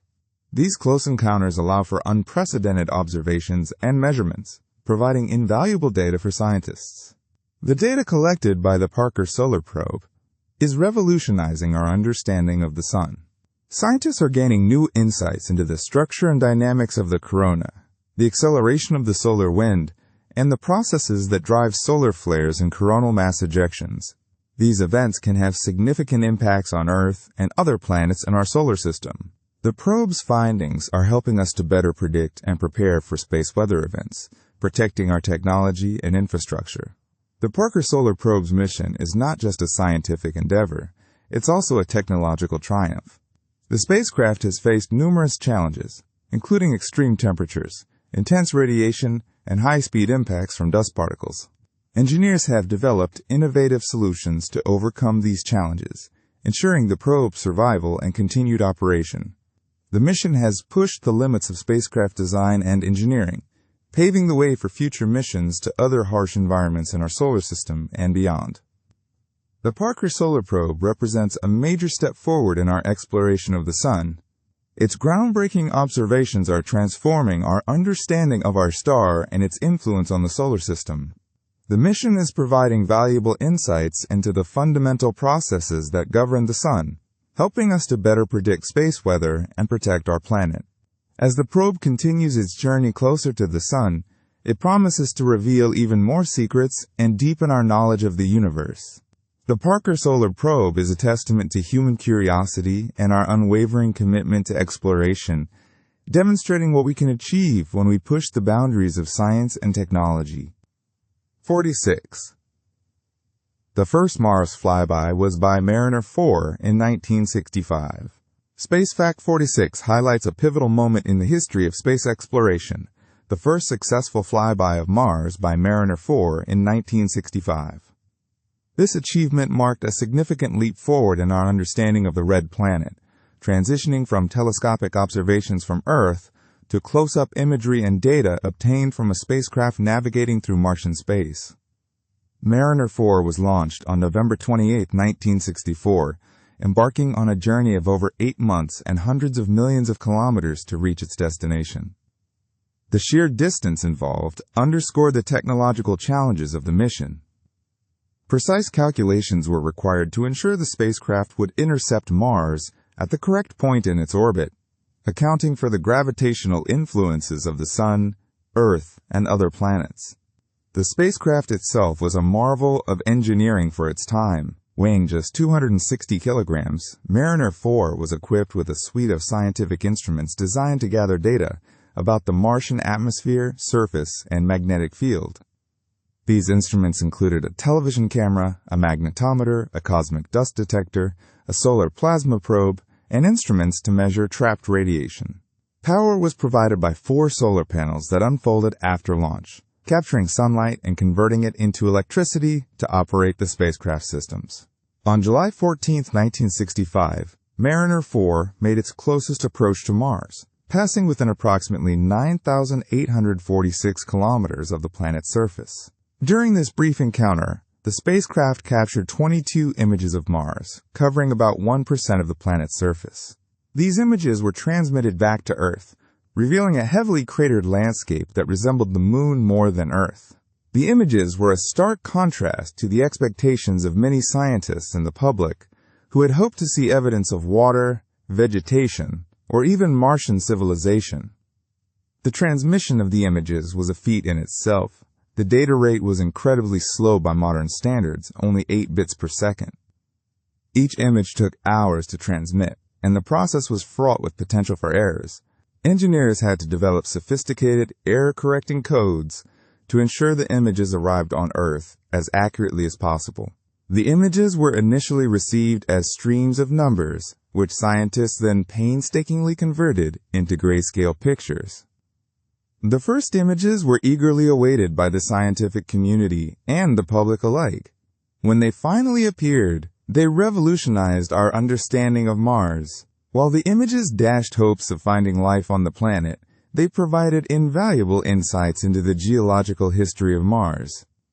The heavily cratered surface suggested that Mars had been geologically inactive for billions of years, unlike Earth, which is constantly reshaped by plate tectonics, erosion, and volcanism. In addition to the images, Mariner 4's instruments provided valuable data about the Martian atmosphere and magnetic field. The spacecraft detected no global magnetic field, suggesting that Mars does not have a molten iron core like Earth. It also measured the density and composition of the Martian atmosphere, finding it to be much thinner and drier than Earth's atmosphere. The data from Mariner 4 helped to paint a picture of a cold, desolate planet that was very different from the Earth. Although Mariner 4's mission was relatively short, its impact on our understanding of Mars was profound. It laid the groundwork for future missions to Mars, including the Viking landers in the 1970s and the Mars rovers of the 21st century. Mariner 4 demonstrated that it was possible to travel to another planet and return valuable scientific data, paving the way for more ambitious explorations of the solar system. 47. Luna 2 was the first human-made object to impact the Moon in 1959. Space Fact 47 highlights a pivotal moment in the early space race. Luna 2 was the first human-made object to impact the Moon in 1959. This seemingly simple statement carries immense historical weight, representing a significant leap forward in our understanding and exploration of the cosmos. To truly appreciate the significance of Luna 2's achievement, it's crucial to delve into the context surrounding this groundbreaking mission. The year 1959 was a period of intense competition between the United States and the Soviet Union, both vying for dominance in space exploration. The launch of Sputnik 1 by the Soviets in 1957 had sent shockwaves around the world, sparking the space race and fueling anxieties about technological superiority. Luna 2 was launched on September 12, 1959, from the Baikonur Cosmodrome in Kazakhstan, a location that would become synonymous with Soviet space endeavors. The spacecraft itself was a relatively simple design compared to modern lunar probes.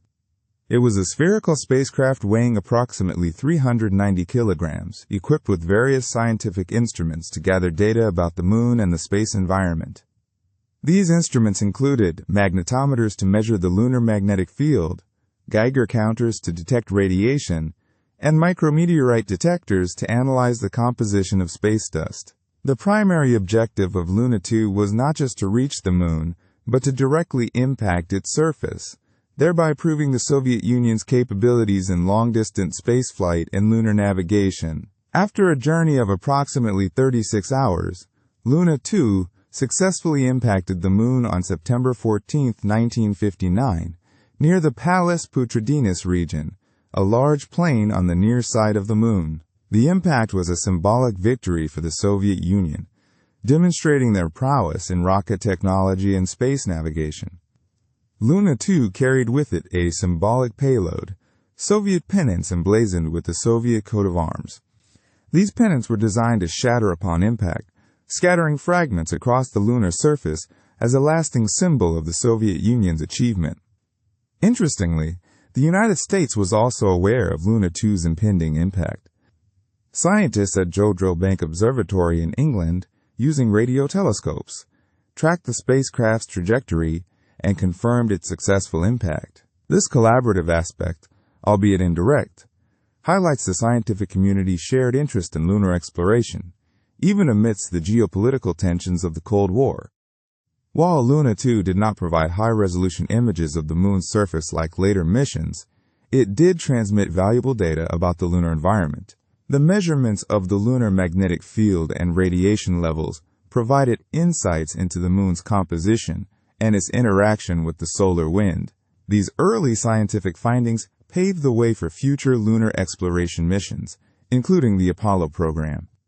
The impact of Luna 2 was not just a technological feat, but also a cultural phenomenon.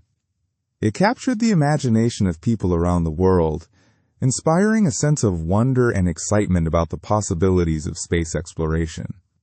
It solidified the Soviet Union's position as a leader in the space race, pushing the United States to accelerate its own lunar program. Luna 2 serves as a reminder of the early days of space exploration, a time of bold ambition, technological innovation, and intense competition. Its successful impact on the Moon marked a turning point in human history, demonstrating our ability to reach beyond Earth and explore the celestial bodies that surround us.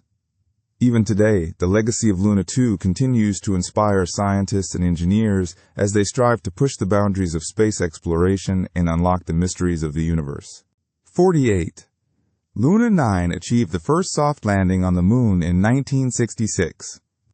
In the annals of space exploration, the year 1966 marks a pivotal moment, a testament to human ingenuity and relentless pursuit of the unknown.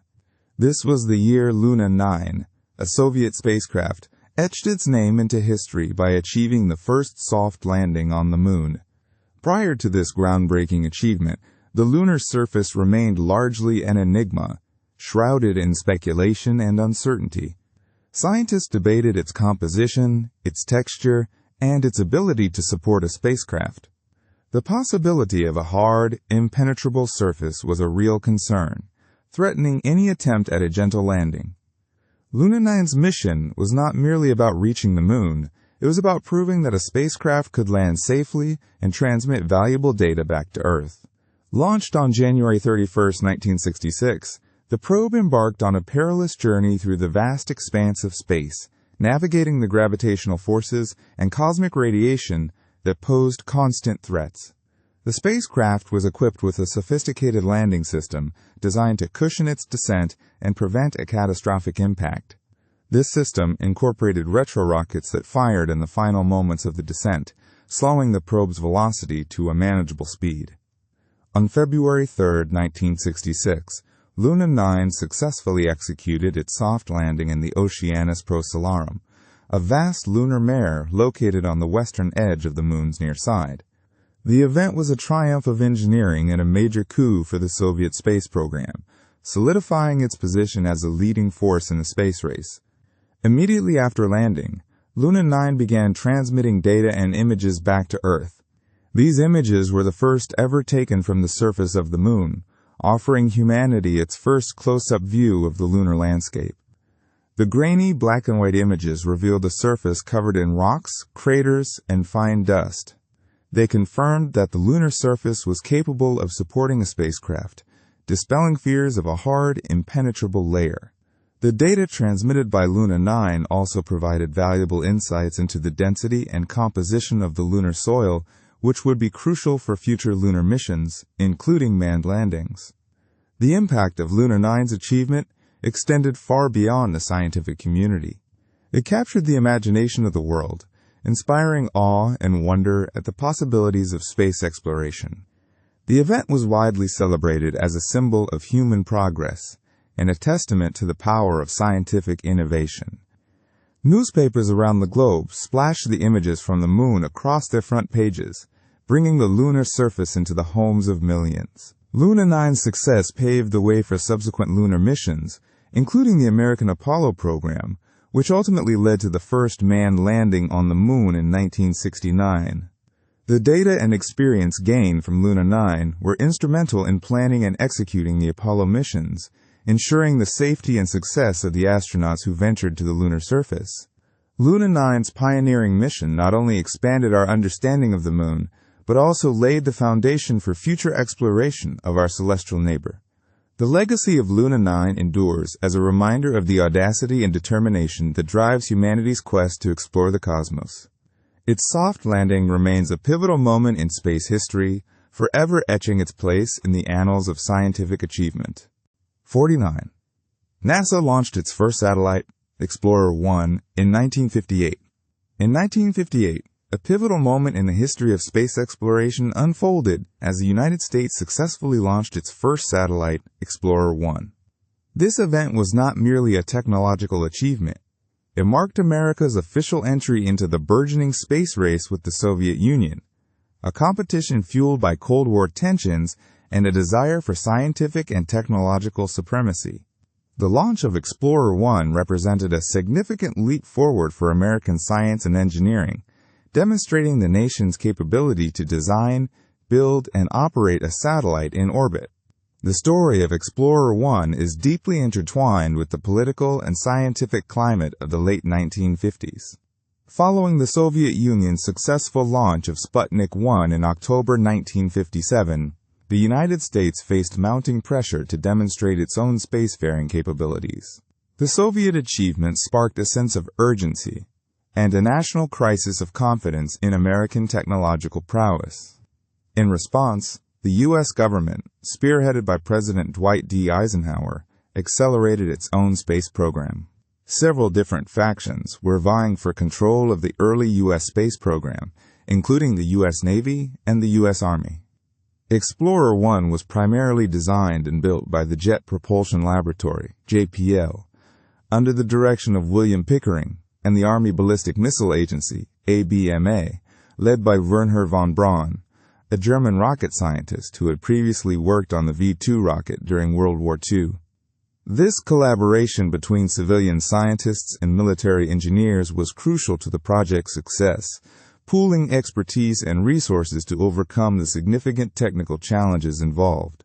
The satellite itself was a relatively simple instrument, designed to measure cosmic rays and micrometeorites in space.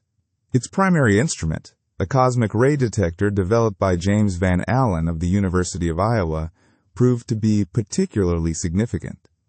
The launch vehicle for Explorer 1 was a Jupiter C rocket, a modified version of the Army's Redstone missile.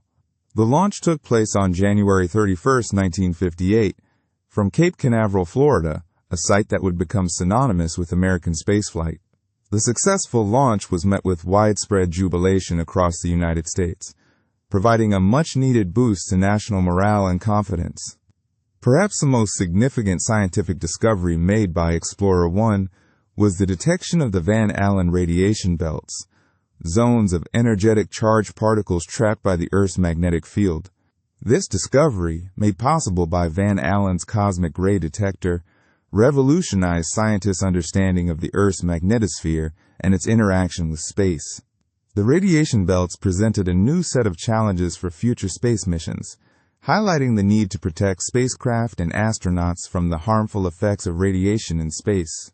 The legacy of Explorer 1 extends far beyond its immediate scientific contributions. It demonstrated the United States' ability to compete in the space race, paving the way for subsequent missions that would explore the moon and beyond. The success of Explorer 1 also spurred further investment in science and technology education, contributing to a generation of scientists and engineers who would continue to push the boundaries of space exploration. Furthermore, the mission served as a powerful symbol of American ingenuity and determination, inspiring a nation to embrace the challenges and opportunities of the space age. It solidified the U.S. commitment to scientific research and discovery in the vast and unknown territory above Earth. 50. The Apollo 17 mission in 1972 was the last to land humans on the moon. Space Fact 50 highlights a pivotal moment in space exploration. The Apollo 17 mission in 1972, marking the last time humans set foot on the moon. This mission wasn't just another lunar excursion. It was the culmination of the Apollo program, a series of lunar landings driven by the ambition to explore and understand our celestial neighbor. Apollo 17 holds a unique place in history, representing a bittersweet moment of scientific achievement and the temporary halt of human lunar visits. The Apollo 17 crew consisted of Commander Eugene Cernan, Lunar Module Pilot Harrison Schmitt, and Command Module Pilot Ronald Evans. Cernan was a seasoned astronaut, having flown in space twice before, bringing a wealth of experience to the mission.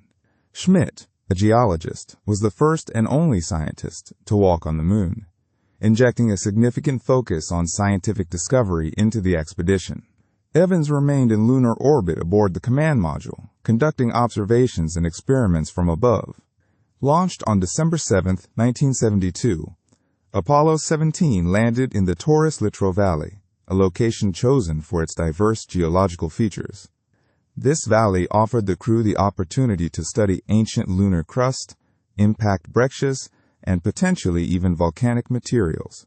Schmidt's presence was crucial here, enabling the crew to identify and collect samples that held clues about the moon's formation and evolution.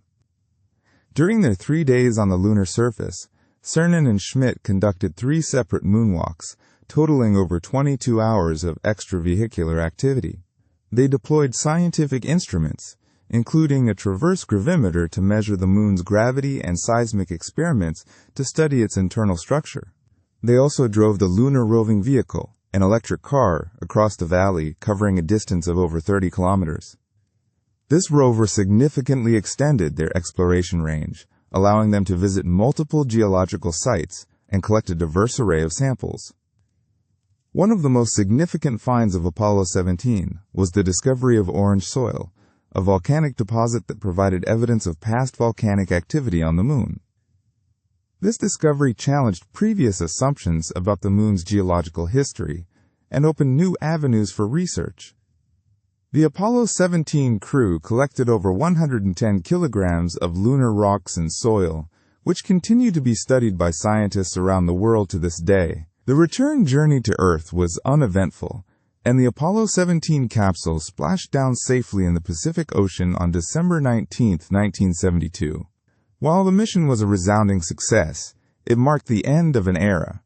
Budget cuts and shifting priorities led to the cancellation of the remaining Apollo missions, leaving Apollo 17 as the last human voyage to the moon. The legacy of Apollo 17 extends far beyond the scientific discoveries it yielded. It represents the pinnacle of human ingenuity, perseverance, and the desire to explore the unknown. It serves as a reminder of what humanity can achieve when driven by ambition and a thirst for knowledge. Even though decades have passed since Apollo 17, its impact on our understanding of the moon and our place in the universe remains profound. It fueled dreams of future lunar missions, inspiring generations of scientists, engineers, and explorers to continue pushing the boundaries of space exploration. The memories and data from Apollo 17 continue to shape our understanding of the cosmos and encourage us to return to the moon someday. 51. The first ISS crew arrived in 2000. SpaceFact 51 highlights a pivotal moment in space exploration: the arrival of the first crew to the International Space Station in the year 2000. This event, occurring on November 2nd, marked the beginning of continuous human presence in space, a feat that has been maintained uninterrupted ever since. Prior to this, the International Space Station was more of a construction site, a testament to international cooperation slowly piecing itself together in the vast emptiness above our planet. The initial module, Zarya, was launched in 1998 by Russia, followed shortly after by the American Unity module. These early stages were primarily robotic, laying the foundation for the arrival of human inhabitants. The first crew, Expedition 1, comprised 3 individuals: American astronaut William Shepard, who served as the commander, and Russian cosmonauts Yuri Gagarin, the pilot, and Sergei Krikalev, the flight engineer. Their journey to the station was aboard a Russian Soyuz TM-31 spacecraft, a reliable workhorse of the Russian space program. Launching from the Baikonur Cosmodrome in Kazakhstan, a location steeped in spacefaring history, they embarked on a mission that would redefine our understanding of long-duration spaceflight. The arrival of Expedition 1 was not just about populating the station, it was about bringing it to life. They were tasked with activating onboard systems, unpacking equipment, and performing initial experiments. Imagine the challenges of setting up a new home, not just a house, but a laboratory and living space, hurtling through space at approximately 17,500 miles per hour, orbiting the Earth every 90 minutes. They had to ensure the life support systems were fully functional, that the communication systems were operational, and that the various scientific instruments were properly installed and calibrated. The station itself at this point was a fraction of its current size. It was a relatively confined space for 3 people to live and work in, demanding a high degree of teamwork and coordination. The crew of Expedition 1 spent approximately 4.5 months aboard the International Space Station, paving the way for subsequent crews and the expansion of the station's capabilities. They conducted a range of scientific experiments, from studying the effects of microgravity on the human body to observing the Earth from a unique vantage point. These early experiments were crucial in demonstrating the potential of the International Space Station as a research platform. Furthermore, the arrival of Expedition 1 symbolized the culmination of years of planning and international collaboration. The International Space Station is a joint project involving 5 space agencies: NASA of the United States, Roscosmos of Russia, JAXA of Japan, ESA of Europe, and CSA of Canada. The project represents a significant achievement in international cooperation, demonstrating that nations can work together to achieve ambitious goals in space despite political differences on Earth. The legacy of Expedition 1 extends far beyond their specific mission. They established the procedures and protocols for long-duration spaceflight that are still in use today. They demonstrated the feasibility of continuous human presence in space, which has opened up new avenues for scientific research, technological development, and our understanding of the universe. Every astronaut and cosmonaut who has since lived and worked aboard the International Space Station owes a debt to the pioneering efforts of William Shepard, Yuri Gagarin, and Sergei Krikalev, the first crew to call the International Space Station home. Their arrival in 2000 was more than just a crew change. It was the dawn of a new era in space exploration. 52. The Big Bang Theory was supported by cosmic microwave background discovery in 1965. SpaceFact 52 unveils a pivotal moment in cosmology, the corroboration of the Big Bang Theory through the serendipitous discovery of the cosmic microwave background in 1965. The Big Bang Theory, the prevailing cosmological model for the universe, posits that the universe originated from an extremely hot, dense state approximately 13.8 billion years ago and has been expanding and cooling ever since. While the theory had gained traction, solid observational evidence remained elusive until the mid-20th century.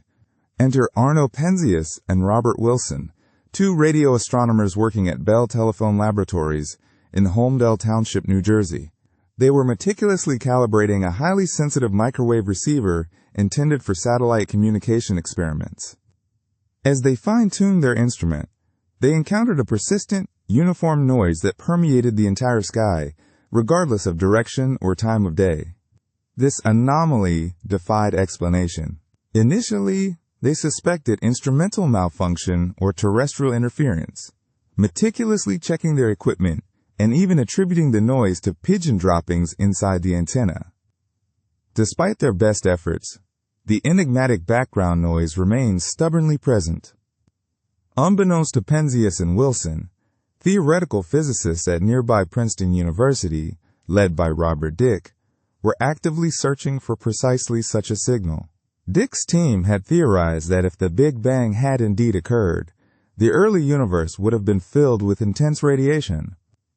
As the universe expanded and cooled, this primordial radiation would have gradually stretched into the microwave region of the electromagnetic spectrum, becoming a faint, uniform afterglow detectable across the cosmos. A colleague of Penzias and Wilson happened to learn about Dicke's theoretical work and recognized the significance of their puzzling noise. A phone call between the 2 groups ensued, leading to an extraordinary realization. Penzias and Wilson had inadvertently stumbled upon the very cosmic microwave background that Dicke's team was seeking. The detected radiation possessed the characteristics predicted by the Big Bang Theory, specifically a black-body spectrum with a temperature of approximately 2.7 Kelvin, a temperature only a few degrees above absolute zero. The discovery sent shockwaves through the scientific community. The cosmic microwave background provided compelling evidence that the universe had indeed originated from a hot, dense state, effectively cementing the Big Bang Theory as the standard cosmological model. Penzias and Wilson were awarded the Nobel Prize in Physics in 1978 for their accidental yet groundbreaking discovery. It is important to note that while Dick's team was crucial in interpreting the finding, they did not receive the Nobel Prize. The cosmic microwave background is not merely a static echo of the Big Bang. It carries a wealth of information about the early universe. Subtle temperature fluctuations in the cosmic microwave background, mapped with incredible precision by subsequent missions such as the Cosmic Background Explorer, the Wilkinson Microwave Anisotropy Probe, and the Planck satellite, reveal the seeds of cosmic structure. These minute variations in temperature correspond to slight density fluctuations in the early universe, which, over billions of years, grew under the influence of gravity to form the galaxies, galaxy clusters, and vast cosmic web that we observe today. The accidental discovery of the cosmic microwave background by Penzias and Wilson stands as a testament to the power of scientific serendipity and the importance of theoretical predictions in guiding observational research. It not only provided crucial support for the Big Bang theory, but also opened a new window into the early universe, allowing scientists to probe its conditions and unravel the mysteries of cosmic origins. 53. The ESA's Rosetta spacecraft landed Philae on a comet in 2014. In 2014, the European Space Agency's Rosetta spacecraft achieved a monumental feat in space exploration: the landing of its robotic lander Philae on a comet. This historic event, Spacefact 53, was a culmination of years of planning, development, and intricate maneuvering, marking the first time humanity had successfully landed a probe on a comet nucleus. Rosetta, launched in 2004, embarked on a decade-long journey through the solar system to rendezvous with comet 67P/Churyumov-Gerasimenko, affectionately nicknamed Chury by the mission team. The spacecraft itself was a marvel of engineering, equipped with a suite of scientific instruments designed to analyze the comet's composition, structure, and environment. Its primary mission was to study the comet as it approached the Sun, providing valuable insights into the origins of comets and their role in the formation of the solar system. Philae, the lander, was a crucial component of the Rosetta mission. This small, box-shaped probe was designed to detach from Rosetta and descend to the comet's surface, carrying its own set of instruments to conduct in situ analysis. The landing site, initially named Agilkia, was carefully selected based on observations made by Rosetta. However, the landing process was far from smooth. When Philae separated from Rosetta on November 12, 2014, it experienced a malfunction with its anchoring harpoons, which were intended to secure the lander to the comet's surface. As a result, Philae bounced several times before finally coming to rest in a shadowed location. Despite the unplanned landing, Philae managed to transmit valuable data back to Earth for approximately 60 hours. Its instruments analyzed the comet's surface composition, detected organic molecules, and provided unprecedented images of the comet's nucleus. The discovery of organic molecules was particularly significant, as it supported the theory that comets may have played a role in delivering the building blocks of life to Earth. The fact that Philae landed in a shadowed area severely limited its ability to generate power through its solar panels. Consequently, its primary battery was quickly depleted, forcing the lander into hibernation mode. Despite efforts to re-establish contact, as the comet approached the Sun and more sunlight reached Philae's location, the lander remained silent. The Rosetta mission team eventually concluded that Philae had likely become permanently inactive. Even with the challenges and limitations, the Rosetta mission and Philae's landing were a resounding success. The data collected by Rosetta and Philae revolutionized our understanding of comets, revealing them to be complex and dynamic objects. The mission provided evidence that comets are not simply icy snowballs, but rather complex conglomerates of ice, dust, and organic material. The mission also shed light on the role of comets in delivering water and organic molecules to early Earth, potentially contributing to the emergence of life. The Rosetta mission concluded in 2016 when the spacecraft was deliberately crashed onto the surface of Comet 67P, bringing an end to a remarkable chapter in space exploration. The legacy of the Rosetta mission and Philae's daring landing continues to inspire scientists and engineers, paving the way for future missions to explore the mysteries of our solar system. The Philae landing remains a testament to human ingenuity and the relentless pursuit of knowledge, a daring endeavor that pushed the boundaries of space exploration and deepened our understanding of the universe. 54. NASA confirmed the presence of an exoplanet in 1992. In 1992, NASA officially confirmed the existence of an exoplanet, a planet orbiting a star other than our own Sun.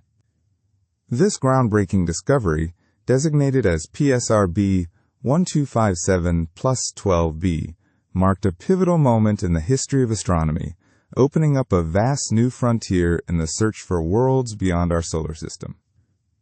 Prior to this confirmation, astronomers had long speculated about the possibility of planets existing around other stars, but definitive proof remained elusive. The detection of PSRB 1257+12b provided the first concrete evidence that our Sun was not unique in hosting a planetary system. This discovery was not only significant because it was the first exoplanet confirmed, but also because of the unusual nature of the planet itself and the star it orbits. PSRB 1257+12 is a pulsar, a rapidly rotating neutron star that emits beams of electromagnetic radiation from its poles. These beams sweep across space like a lighthouse, and when they pass Earth, we detect them as pulses of radio waves. Pulsars are remnants of massive stars that have collapsed at the end of their lives, making them incredibly dense and possessing extraordinarily strong magnetic fields. Discovering a planet around such an extreme object challenged existing theories about planet formation and survival. Planets orbiting pulsars are not expected to form in the same way that planets form around normal stars. It is believed that the planets around PSRB 1257+12 likely formed from the debris disk created by the supernova explosion that birthed the pulsar. This debris disk, composed of leftover material from the star's demise, could have coalesced over time to form planets. The planet PSRB 1257+12b, along with its two companion planets, PSRB 1257+12c and PSRB 1257+12d, were discovered using a technique called pulsar timing. This method relies on precisely measuring the arrival times of the pulsar's radio pulses. Any slight variations or irregularities in these arrival times can indicate the presence of orbiting planets. The gravitational pull of the planets causes the pulsar to wobble slightly, which in turn affects the timing of the pulses. By carefully analyzing these timing variations, astronomers can deduce the masses and orbital periods of the planets. The discovery of PSRB 1257+12b and its fellow exoplanets sparked a revolution in the field of exoplanet research. It demonstrated that planets could exist in the most unexpected and extreme environments, expanding our understanding of the diversity of planetary systems in the universe. This initial discovery paved the way for the development of more advanced detection techniques and the launch of dedicated exoplanet hunting missions like the Kepler Space Telescope and the Transiting Exoplanet Survey satellite. These missions have since discovered thousands of exoplanets, revealing a wide range of planetary types and configurations that continue to challenge our assumptions about planet formation and evolution. The confirmation of PSRB 1257+12b in 1992 marked not only the discovery of the first exoplanet, but also the beginning of a new era in astronomy, one dedicated to exploring the vast and diverse world of planets beyond our solar system, and ultimately answering the fundamental question of whether we are alone in the universe. It prompted a surge in research and technological advancements that have dramatically reshaped our understanding of the cosmos. 55. The James Webb Telescope captured its first deep-field image in 2022. In 2022, the James Webb Space Telescope achieved a monumental feat, capturing its first deep-field image. a groundbreaking moment that unveiled the universe with unprecedented clarity and detail. This event marked a pivotal shift in our understanding of the cosmos and heralded a new era of astronomical exploration.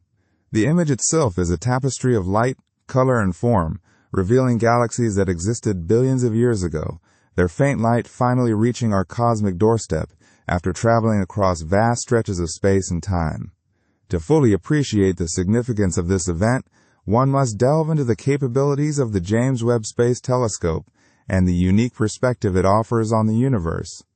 Unlike its predecessor, the Hubble Space Telescope, which primarily observes in the visible and ultraviolet light spectrum, the James Webb Space Telescope is designed to observe primarily in the infrared.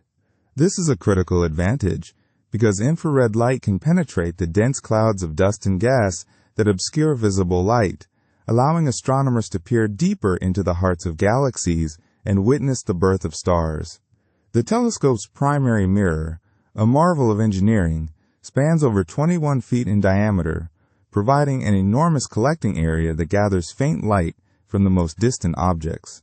This vast size, combined with the telescope's advanced infrared sensors, enables it to detect objects that are too faint and too far away for any previous telescope to observe. The first deep-field image captured by the James Webb Space Telescope showcased the region of space known as SMACSO723, a galaxy cluster that acts as a gravitational lens, magnifying the light from galaxies located far behind it.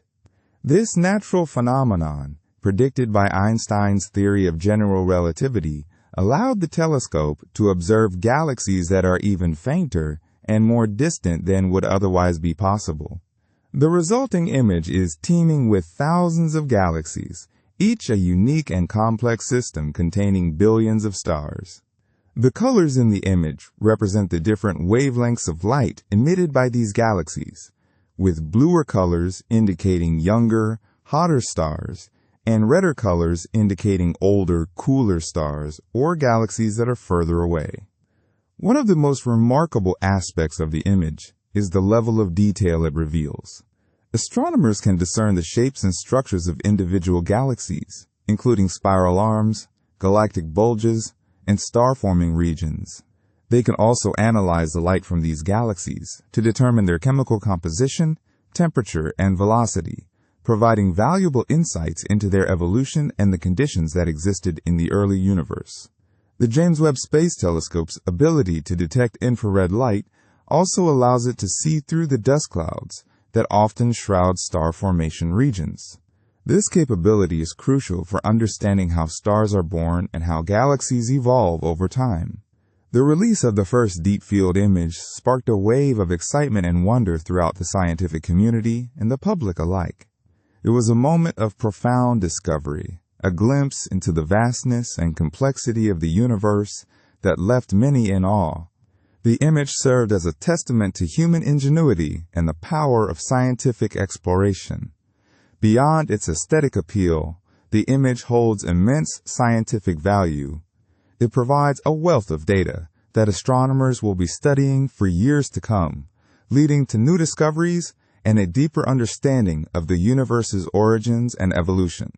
The James Webb Space Telescope has opened a new window on the cosmos, and its first deep-field image is just the beginning of what promises to be a revolutionary era of astronomical exploration.